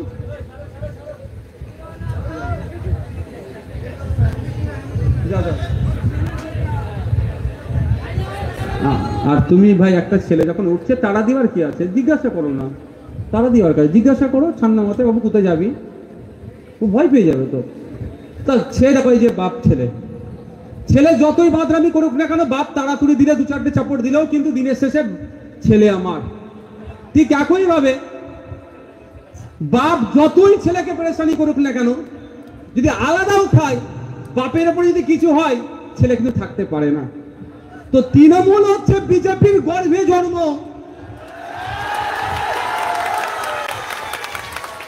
শুভেন্দু অধিকারীর বর্তমান দল থেকেই তৃণমূলের জন্ম হয়েছে।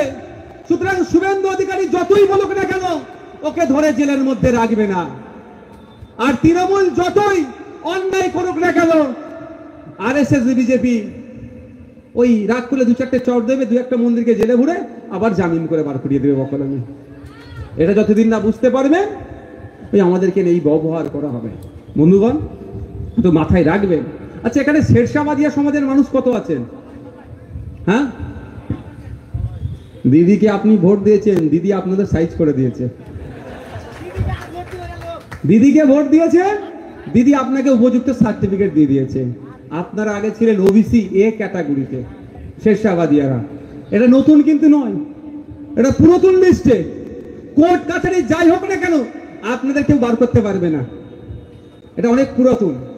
শেরশাবাদিয়া, খোট্টা থেকে বায়েন জনগোষ্ঠী যারা আছে সব মমতা ব্যানার্জি উপহার দিয়েছে ভাই আপনাদের। বলে যে ভোট দিয়েছো আপনি তার প্রতিদান দেবে না, উপহার দিয়েছে।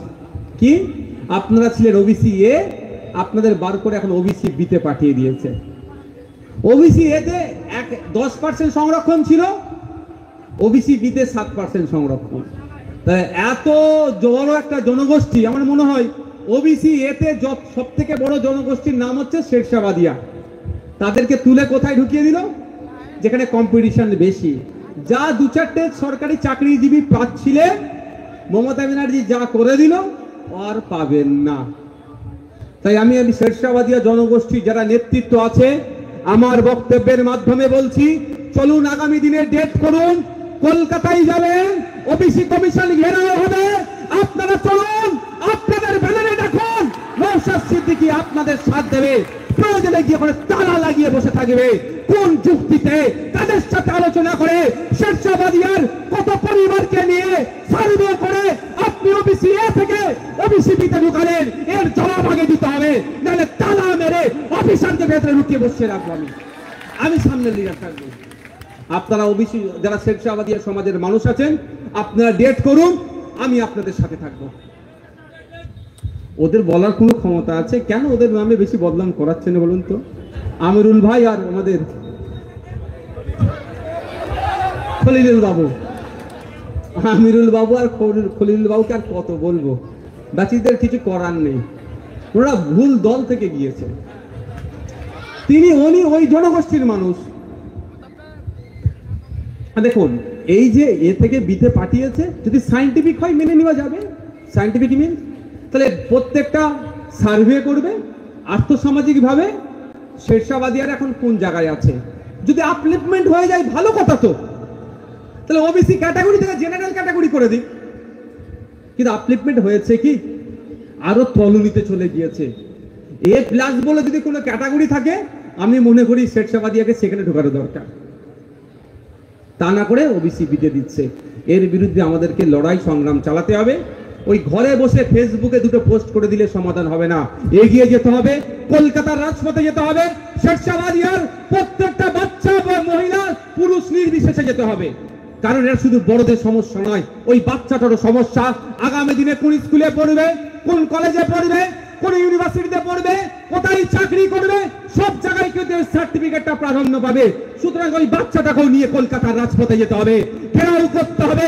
কমিশন যতক্ষণ না জবাব দেয় ততক্ষণ ঘেরাও করে বসে থাকতে হবে। আমি আপনাদের সাথ দেবো। আমি রাজনৈতিক ভাবে যাব না, রাজনৈতিক পরিকল্পনা আমরা নিচ্ছি নেব। বাবু আপনারা সরে আসুন না, পিছনে লোক দেখছে তো। রাজনৈতিক ভাবে আমি পরিকল্পনা নিচ্ছি, সেটা পাঠ।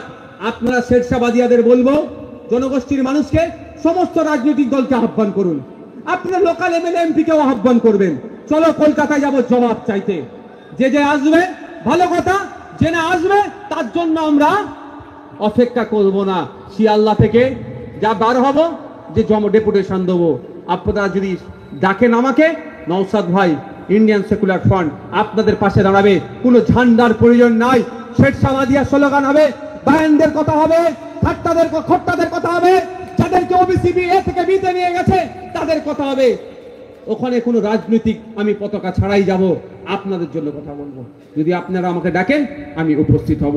তাই বন্ধুগণ, আর দুটো বিষয় আছে, সবই তো বলে দিলাম, আর বাকি নেই তো, টাইম শেষ করে। না না,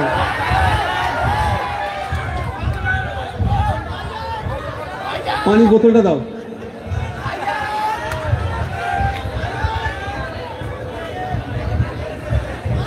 একটা ওষুধ দিই এবার। আমার হাতে এটা কি? এর দাম কত? কি করে জানলেন? MRP। আর কি ম্যাক্সিমাম রিটেল প্রাইস, এর বাইরে বিক্রি করা আইনত দণ্ডনীয় অপরাধ। আমরা চেষ্টা করি 9 টাকা, 9.5 টাকা, 8.5 টাকায় কি পাবে নিয়ে নেবো, তাই না? ঠিক আছে, ওটা আইনত অপরাধ নয়। এবার এটা দিয়ে একটু ওষুধ আমি দিয়ে যাই।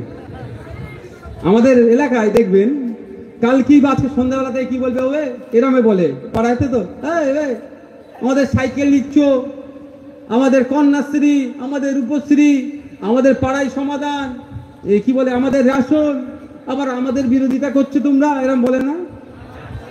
তার জবাবটা আজকে আমি দিয়ে যাই। শুনবেন তো নাকি? এটা শুনতে খারাপ লাগে না ভাই? শুনতে খারাপ লাগে তো? এর ওষুধটা আমি একটু আজকে দিয়ে যাই। ওষুধটা এবার শুরু করছি। এই যে লক্ষ্মীর ভান্ডার, এই যে কন্যাশ্রী, রূপশ্রী, এটা কি মমতা ব্যানার্জি তার ট্যাক্সাল থেকে টাকাটা ছাপিয়ে দিচ্ছে? এটা কি অভিষেক ব্যানার্জি তার এমপি কোটার, এই আপনার এমপি স্যালারি যেটা 4.5 লাখ টাকা মতো পায় তার থেকে দিচ্ছে? এটা কি খলিলুর রহমান সাহেব ওই বিড়ি বিক্রি করে যে লাভটা পায় তার থেকে দিচ্ছে? এমনি শ্রমিকদের শ্রম চুরি করে নিচ্ছে, আবার লাভের টাকা দেবে? তো বেশি হয়ে যাচ্ছে নাকি বলুন তো? বেশি হচ্ছে না তো? আমি আবার ফিরে যেতে পারবো তো? কাউকে লাগবে না ভাই আমার, কাউকে না দিতে হবে না ভাই আমার, আমি একাই আমি যথেষ্ট। লাগে শুধু দোয়া করবে, আশীর্বাদ করবে, যেন হক কথা বলতে পারি আর সঠিক পথে থাকতে পারি, আর বেশি কিছু লাগবে না। ভোটের সময় না ভোট দিলেও চলবে, তাও বলে যাচ্ছি। ভালো লাগলে ভোট দেবে, না দিলেও চলবে। এটা তো ডেমোক্রেসি ভাই। আপনি কাকে ভোট দেবে না দেবেন আপনি আমি ঘাড় ধরে করতে পারি না, আমি আপনাকে অ্যাপ্রোচ করতে পারি। ভাই আমাকে যদি সুযোগ দাও, তাহলে আমরা যদি রাজ্যের 2026 সালে ক্ষমতায় আসি, এখান থেকে বলে যাচ্ছি, প্রথম কাজ হবে তারাপুরের বিডি হসপিটালটাকে আমরা ঠিক করব। সাথে সাথে এই গঙ্গা ভাঙন রোধের জন্য যে প্রকল্প আছে সেই প্রকল্পকে চালু করে এই গঙ্গা ভাঙন বিজ্ঞানসম্মতভাবে কিভাবে রোধ করা যায় তার আমরা সর্বোচ্চ চেষ্টা করব। আমি এটা আপনাকে প্রস্তাব দিচ্ছি, ভালো লাগলে দেবেন ভোট, না দেবেন না, সেটা আপনাদের ব্যাপার। যাক, আসা যাক আবার ফিরে। তো আমরা লক্ষ্মীর ভান্ডার বলুন আর যাই বলুন, সবটাই সরকারি পরিষেবা যেটা নিচ্ছি সেটা সরকার আমাদেরকে দিচ্ছে, আমরা নিচ্ছি।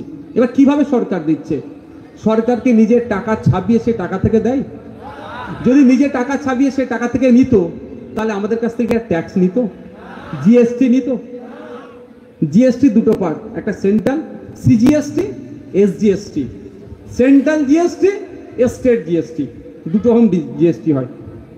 তাহলে নিত না আমাদের কাছ থেকে ট্যাক্স, সব টাকা ছাপিয়ে নিচ্ছে, আমাদের কাছে টাকা ট্যাক্স নিচ্ছে।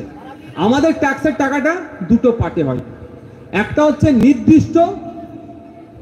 নির্দিষ্ট মানে সম্ভবত এবারে 6.5 লাখ টাকা করেছে, ওর ওপরে 1 বছরে যদি কারো টাকা থেকে থাকে তাকে ট্যাক্স দিতে হবে। 6.5 লাখ টাকার উপরে ইনকামওয়ালা যারা আছে তাদেরকে ট্যাক্স দিতে হবে সম্ভবত, ওই স্কেলটা স্ল্যাবটা মনে পড়ছে না। আর একটা, প্রতিনিয়ত আমরা যে যা কাজ করি সে যা, এই যে আমি আসলাম ডিজেল ভরেছি তো গাড়িতে আমার ভাই, ওই ডিজেলে আমরা সেচ দিয়েছি, ওটাকে ট্যাক্সের নামটা চেঞ্জ।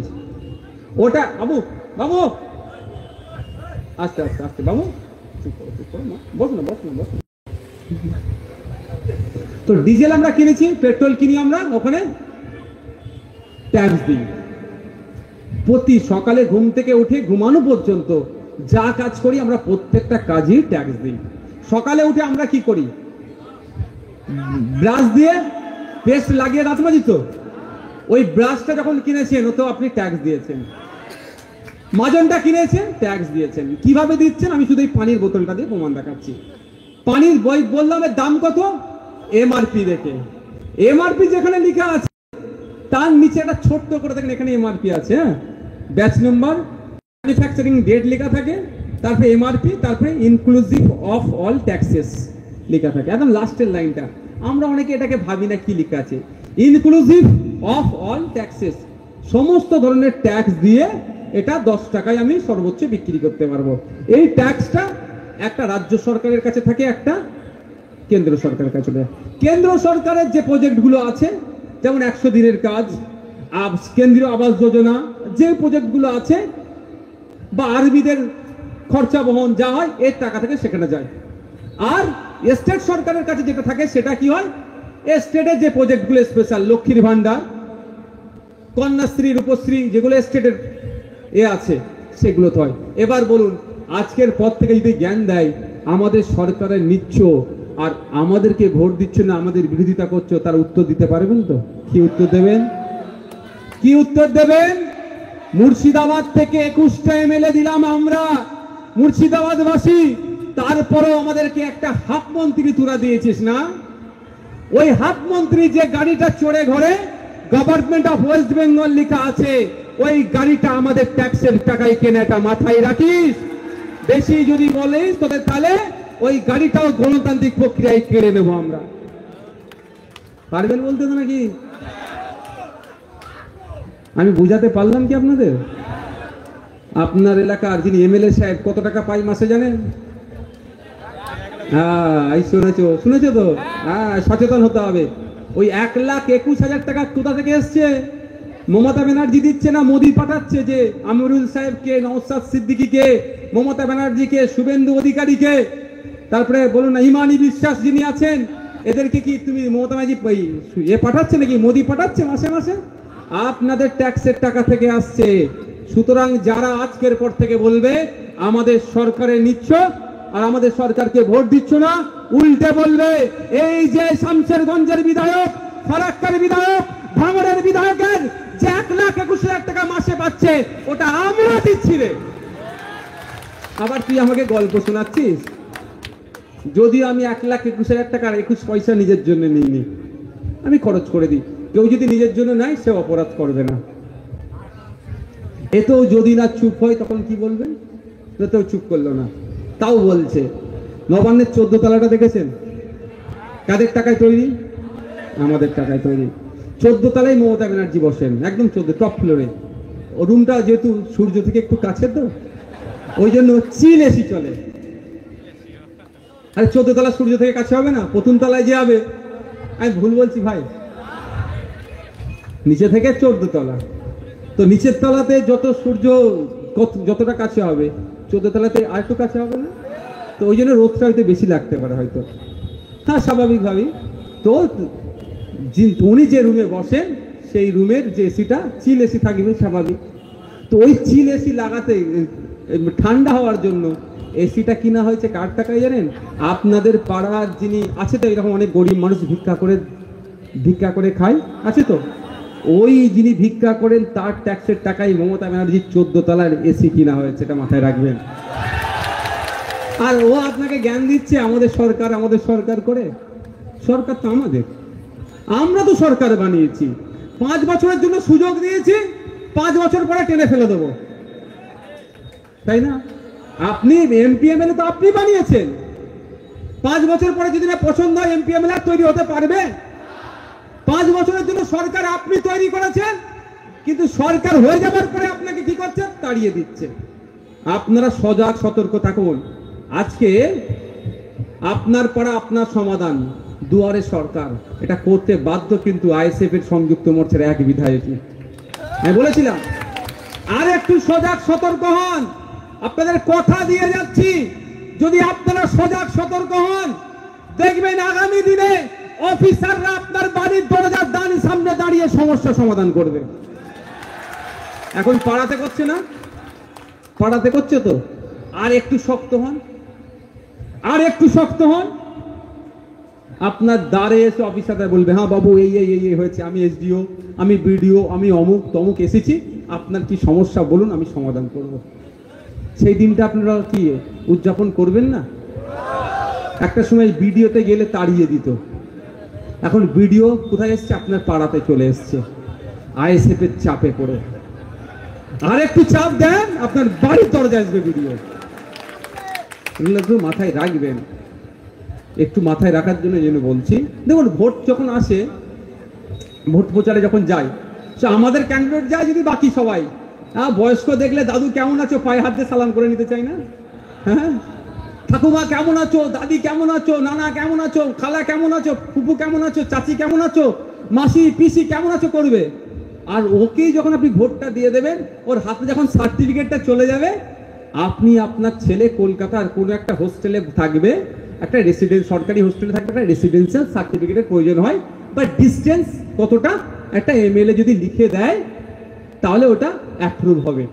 কলকাতা ইলিয়াট হোস্টেলে, আলিয়াতে অনেক ছেলে পড়ে না আপনাদের এখানে, হোস্টেলের দরকার হয় তো, কলকাতার কোনো সরকারি হোস্টেলে ভর্তি চান্স পেতে গেলে ডিস্টেন্স কার কতটা লাগে, এমএলএ যদি সই করে দেয় এখান থেকে 230 কিলোমিটার, তাহলে এটা প্রমাণপত্র। ওই সার্টিফিকেটটা নিতে গেলে আপনার পায়ের জুতোটা মানে ছিঁড়ে যাবে, অনেকের ক্ষেত্রে হয়, সবার নয়, তাহলে হয়তো।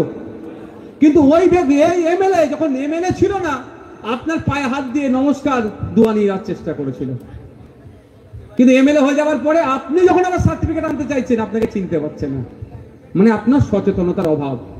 একবার সচেতন হন, সচেতন হয়ে ভোটটা ঠিক জায়গায় দেন। এই যে বাপ বলছিল না অঙ্গটা, ইভিএম মেশিনের ঠিক জায়গায় আপনি একবার ভোটটা দেন, আপনাকে আমি কথা দিয়ে যাচ্ছি, যেভাবে ভোটের সময় আপনার দ্বারে এসে ভোট চেয়ে যায় এমপি এমএলএরা, ক্যান প্রার্থীরা, 5 বছর আপনার দ্বারে এসে পরিষেবা দিয়ে যেতে বাধ্য থাকবে যদি আপনি সচেতন হন। আপনার সচেতনতার অভাব, আপনার সচেতনতার অভাবের জন্য আজকে আমাদের এই দুরবস্থা। বন্ধুগণ, অনেক বললাম, অনেক কথা বললাম, আমার কথাতে কেউ ব্যথা পাবেন না। আমি বলা এটাই কারণ ছিল যে আমাদের দুরবস্থার কথা আমি তুলে ধরলাম, আমাদের দুরবস্থার কথা তুলে ধরলাম। এখানে এত মানুষ আছে, আমি আর 2 মিনিট টাইম নেবো, অসুবিধা হবে কারো? 2 মিনিট টাইম দেবো, অসুবিধা হবে কারো? আমি 3টে কথা বলবো আপনাদের, 2 মিনিটে 3টে কথা বলবো, শুনবেন ভাই? তাহলে একটু ধৈর্য ধরুন। প্রথম কথা হচ্ছে, যারা উপস্থিত আছেন আপনাদের বলবো, এই যে এত দুরবস্থা, এসআইআর করে তাড়িয়ে দেবে, এনআরসি করে তাড়িয়ে দেবে। এনআরসি করে কজনকে তাড়িয়েছে মুর্শিদাবাদের মানুষকে? হাত তুলবেন একটু, হ্যাঁ বলুন। তাহলে বলেছিল তো তাড়িয়ে দেবে, আর মমতা ব্যানার্জি আটকে নেবে, কাউকে তাড়িয়েছে? আতঙ্কিত হবেন না, এসআইআর নিয়ে আতঙ্কিত হবেন না, তবে নজর রাখবেন, যদি কোনো বুথের বৈধ ভোটারকে যদি অবৈধ ঘোষণা করে, যে অফিসার অবৈধ ঘোষণা করবে তার বিরুদ্ধে আমরা গণতান্ত্রিক প্রক্রিয়ায় লড়াই জারি রাখবো। আতঙ্কিত হবেন না। আর বিজেপি যদি হয়রানি করার চেষ্টা করে, বিজেপিকে গণতান্ত্রিক প্রক্রিয়াতে জবাব আমরা দেব, একদম ছেড়ে কথা বলবো না। অনেক হয়েছে, ভয় পাবেন না। কিন্তু এটা বোঝাবে কি আমাদেরকে? কাকে কান নিয়ে চলে গেছে, কাকের দিকে আমরা তাকাচ্ছি, কানে হাত দেওয়ার দরকার তো। আমাদের এই গ্যাপটা কি? শিক্ষা। এই গ্যাপটা কি? শিক্ষা। আমরা আসার আগে দেখছিলাম, এই রাস্তা দিয়ে আসছিলাম, সাহেবপুর না কি একটা হাই স্কুল আছে না, সাহেবনগর হাই স্কুল, চকাচক লাগছে, কালার খুব সুন্দর, ভালো কথা। খোঁজ নিয়ে দেখুন ওই হাই স্কুলে কটা টিচার আছে জান? আপনার লোকাল এলাকা আছে না? সব তো গার্জেন, কিছু বাচ্চা এসে বসে পড়েছে, কিছু করার নেই, তুলাও যাবে না এখন এই ভিড়ে, সব গার্জেন তো। এই বাচ্চাগুলো কি কালকে বাড়িতে যান, বাড়িতে যাবেন সন্ধ্যার পরে, তার আগে বলছি প্রাইমারি স্কুলগুলো খোঁজ দিন কটা টিচার আছে, দেখবেন পাবেন না, স্কুলে তো বন্ধ হয়ে গেছে। প্রত্যেকে আজকে বাড়ি যাবেন ভাই। আচ্ছা, এখানে যারা আছেন সবার ম্যাক্সিমাম প্রাইভেট স্কুলে পড়ে না সরকারি স্কুলে পড়ে? সরকারি স্কুলে টাকা পয়সা বেশি নয়, পড়াতে পারবে না, প্রাইভেট স্কুলে ভাই টাকা লাগবে। তো বলুন, আজকে বাড়ি যাবেন, গিয়ে আপনার ক্লাস 4-এর বাচ্চাকে 5, 6, 7-এর বাচ্চাকে ডাকবেন। 7 অব্দি যাবেন না, ওদের এখন ইগো হয়ে গেছে, ওইটুকু ছিলে বিশাল ইগো। অত 5, 6-এর বাচ্চাকে ডাকবেন, ডেকে পেন খাতাটা দেবেন, কচি তোর নাম লেখতো, তোর আমি তোর বাপ, তোর নাম লেখ, তোর মায়ের নাম লেখ, কোথায় তোর ঠিকানা লেখ, কোন স্কুলে পড়িস, কোন ক্লাসে পড়িস। এটার জন্য তো বিশাল জ্ঞানের দরকার নেই, ইংলিশে লিখে দিতে বলবেন।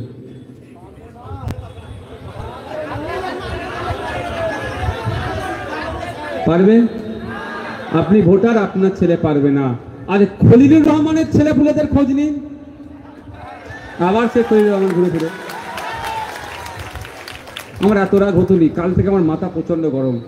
এখানে সেখানে যা হাত মারতো, হজ নিয়ে যা দুর্নীতি করেছে, আমার কাছে কিছু কিছু তথ্য এসেছে, আপনারা অবাক হয়ে যাবেন। হয় ইনি খেয়েছেন, নাহলে ইনার নিচের লোক খেয়েছে, জবাব আমি ইনার কাছ থেকে নেব, ইনি চেয়ারম্যান। আপনি অবাক হয়ে যান, আমি বলবো সব। এই বাউন্সার নিয়ে ঘুরছিল, দেখেছিলেন না? ফজরের সময় যারা তুলতে গেছিল, তুমি বাউন্সার নিয়ে ঘুরবে, আমার ট্যাক্সের টাকা কেন দেবো ভাই? ওখানে বলছে নাকি 1,500 পুলিশ আছে, আবার বাউন্সার লাগবে কেন?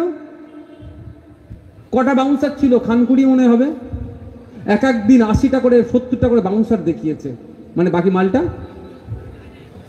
আর 1000 টাকা না 1400 টাকা বিল করেছে এক একজনের নামে।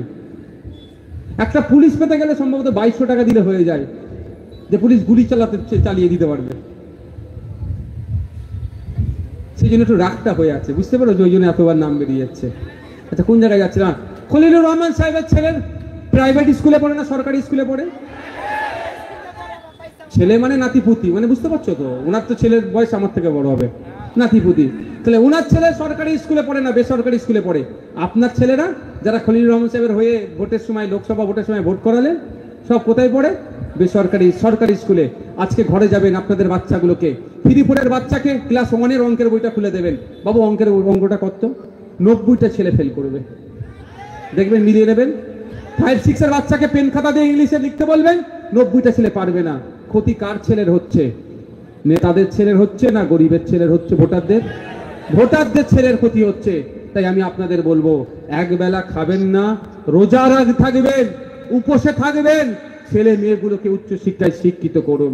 মায়েদের বলছি, 1000 টাকা লক্ষ্মীর ভান্ডার দিচ্ছে, আপনি ছাড়বেন না। আমরা বলছি আমরা এলে 5000 টাকা দেবো, আমরা ক্ষমতা এলে 5000 টাকা দেবো, রাজ্য তার পরিবর্তে কাজ বুঝে নেবে। 1000 টাকা আজকের দিনে কিছু হয় না, ন্যূনতম 5000 টাকার ব্যবস্থা করতে হবে। যাক, মায়েদের বলবো, 1000 টাকা দিচ্ছে কিন্তু আপনার ছেলের ভবিষ্যৎ কিন্তু ধ্বংস করে দিচ্ছে। যেখান থেকে বুনিয়াদী শিক্ষা হয়, প্রাইমারি স্কুল, সেখানে টিচার নাই। একটা টিচার যে তালা খুলছে, সেই ঘন্টা দিচ্ছে, সেই মিড ডে মিলের প্রেজেন্ট করছে, সে আর পড়াবে কখন ভাই? আপনার আমার বাচ্চাটা যাচ্ছে, ওই টই নিয়ে একটা ছিঁড়া জামা দিচ্ছে, এখন জামার কোয়ালিটিও খারাপ করে দিয়েছে। হ্যাঁ, বলুন হবে কি করে? ফিরে চলে এসছে। আপনি ভাবছেন আপনার আমার ছেলে খুব পড়াশোনা করছে না, পুরো ভবিষ্যৎটা ধ্বংস করে দিচ্ছে। কেন বলুন তো? এই জন্যই ভবিষ্যৎ ধ্বংস করেছে। আগামী দিনে খলিলুর রহমান সাহেব তার ছেলেকে এমপি করবে এখান থেকে। খলিলুর রহমান সাহেবের হয়ে তার ছেলের হয়ে বুথ দখলটা কে করবে? আপনার ছেলেকে করাবে। আপনি এখন খলিলুর রহমান সাহেবের হয়ে মারামারি করছেন, খলিলুর রহমান সাহেবের কথা এখন উঠছেন বসছেন, এমপির কথাই এখন বুথ দখল করছেন।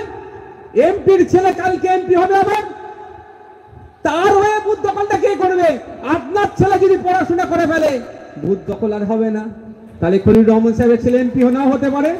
ওই জন্য আপনার ছেলেটাকে মূর্তি এখন থেকে করে রাখছে। ওরা আগামী 20 বছরের প্ল্যান করছে, আর আপনি 500 টাকার 1000 টাকার জন্য আপনার ছেলের ভবিষ্যৎ ধ্বংস করে দিচ্ছেন।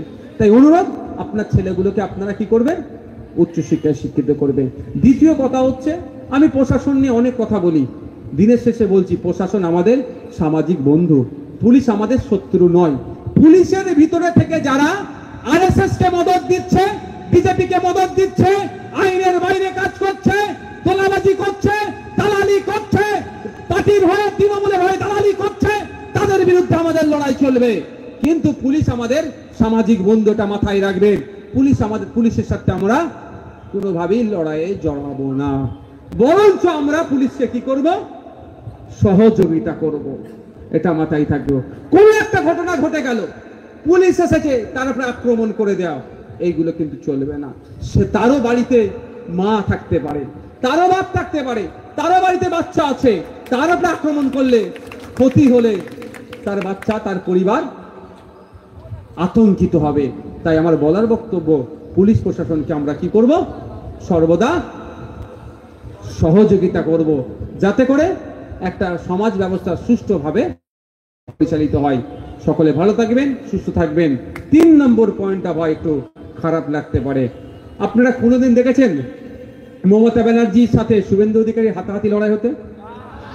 দিলীপ ঘোষের সাথে মোহাম্মদ হাতাহাতি লড়াই হতে?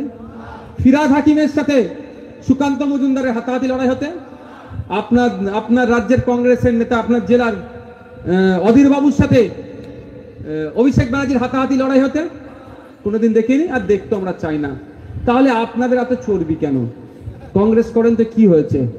অধীর বাবু যখন অভিষেক ব্যানার্জির সাথে হাতাহাতি লড়াই করেননি, আপনি কংগ্রেস করেন, আপনি তৃণমূলের সাথে কেন হাতাহাতি লড়াই জড়াবেন? আপনি তৃণমূল করেন, আপনার নেতা মমতা ব্যানার্জি শুভেন্দু অধিকারীর সাথে হাতাহাতি লড়াই করেনি। আপনার চর্বি কিসের? আপনি বিজেপির সাথে হাতাহাতি লড়াই যাচ্ছেন। আপনি সিপিএম, আপনি কংগ্রেস, দেখুন উল্টে আমরা কি রেখেছি, এক জায়গায় বসে কেক খাচ্ছে, জন্মদিনের কেক কাটছে সুজন চক্রবর্তী, তখন পার্থ চ্যাটার্জি জেলে যায়নি, পার্থ চ্যাটার্জি, এরকম অনেক, দিলীপ ঘোষ, কুণাল ঘোষ, সুকান্ত মজুমদার এক জায়গায় বসে কেক কাটছে। আপনারা পাড়ার চায়ের দোকানে তো দূরের কথা, এর মাথা ওর মাথায় বসছেন, ওর মাথা কিভাবে ফাটাবো, ওর নামে কিভাবে মিথ্যা কেস দেবো, এই জন্য হইযাই করছেন। আমি অনুরোধ করছি, যে যে দল করেন করবেন, দিনের শেষে প্রতিবেশী এটা মাথায় রাখবেন। শামশেরগঞ্জের ভাঙনে যদি কারো বাড়ি ভেঙে যায়, তৎক্ষণিক উদ্ধার করতে হলে শুভেন্দু অধিকারী মেদিনীপুর থেকে এসে পৌঁছানোর আগে ওর বাড়ি গঙ্গায় তলিয়ে যাবে, আপনাকে ছুটে যেতে হবে ওকে উদ্ধার করতে। ওটা তো বাদ দেন, কেউ বিপদে পড়লে মমতা ব্যানার্জি কোথা থেকে আসবে? কালীঘাট থেকে আসতে করতে খেলছে। নওশাদ সিদ্দিকী ফুরফুরা শরীফ থেকে আসতে করতে, অধীর বাবু বহরমপুর থেকে এখন কলকাতা যদি থাকে আসতে করতে, তাহলে কি করতে হবে? আপনার এলাকার সমস্যা আপনাকেই সমাধান করতে হবে। অনুরোধ এটাই, যার যে দল ভালো লাগে করবেন, যাকে যার ভালো লাগবে ভোট দেবেন। এটাই আমাদের ডেমোক্রেসি, এটাই বিউটি। ভারতবর্ষে এত রাজনৈতিক দল আছে, পৃথিবীর আর কোনো দেশে নাই। প্রায় 2500 মতো রাজনৈতিক দল ভারতবর্ষে আছে, এটা গর্বের বিষয় আমাদের ভারতীয়দের। তাই অনুরোধ এটাই যে দিনের শেষে আপনারা প্রতিবেশী হিসাবে রাজনৈতিক মতপার্থক্য থাকলেও মারামারিতে হানাহানিতে জড়াবেন না। আমি অনুরোধ করছি আজকের পর থেকে এই এলাকায় যে তৃণমূল করুক, বিজেপি করুক, আইএসএফ করুক, কংগ্রেস করুক, সিপিএম করুক, দেখার দরকার নেই। এক চায়ের দোকানে বসে চা খাবে, যার টাকাটা একটু বেশি তাকে বলবেন তুই চায়ের দাম দে, হবে তো নাকি ভাই? যদি মমতা ব্যানার্জি দলের প্রতিষ্ঠাতা, সে যদি শুভেন্দু অধিকারীর সাথে হাতাহাতি না লড়াই করে, আপনি দলের সাধারণ একজন কর্মী, কালকে চাইলে দল আপনাকে ছেটে ফেলে দেবে, আপনি লড়াই করবেন? কোন মাথা নিয়ে আপনারা চলছেন? একটু ভাবছেন না? শুভেন্দু অধিকারী পশ্চিমবাংলার বিজেপির এখন বড় নেতা, সে আমার সাথে হাতাহাতি লড়াই করেনি, আমি আমার দিয়ে বলছি। আপনি কত বড় নেতা হয়ে গেছেন বুথের, আপনাকে দল চাইলে যে কোনো টাইম আপনি অন্যায় করলে বাদ দিয়ে দেবে, কিছু করতে পারবেন না, আপনি লড়াই জড়িয়ে পড়বেন। অনুরোধ এটাই, বুথ স্তরে আপনারা মারামারি হানাহানিতে জড়াবেন না। ভালো থাকবেন, সুস্থ থাকবেন। অনেক কথা বললাম, আবার কোনো সময় দেখা হবে। ধন্যবাদ।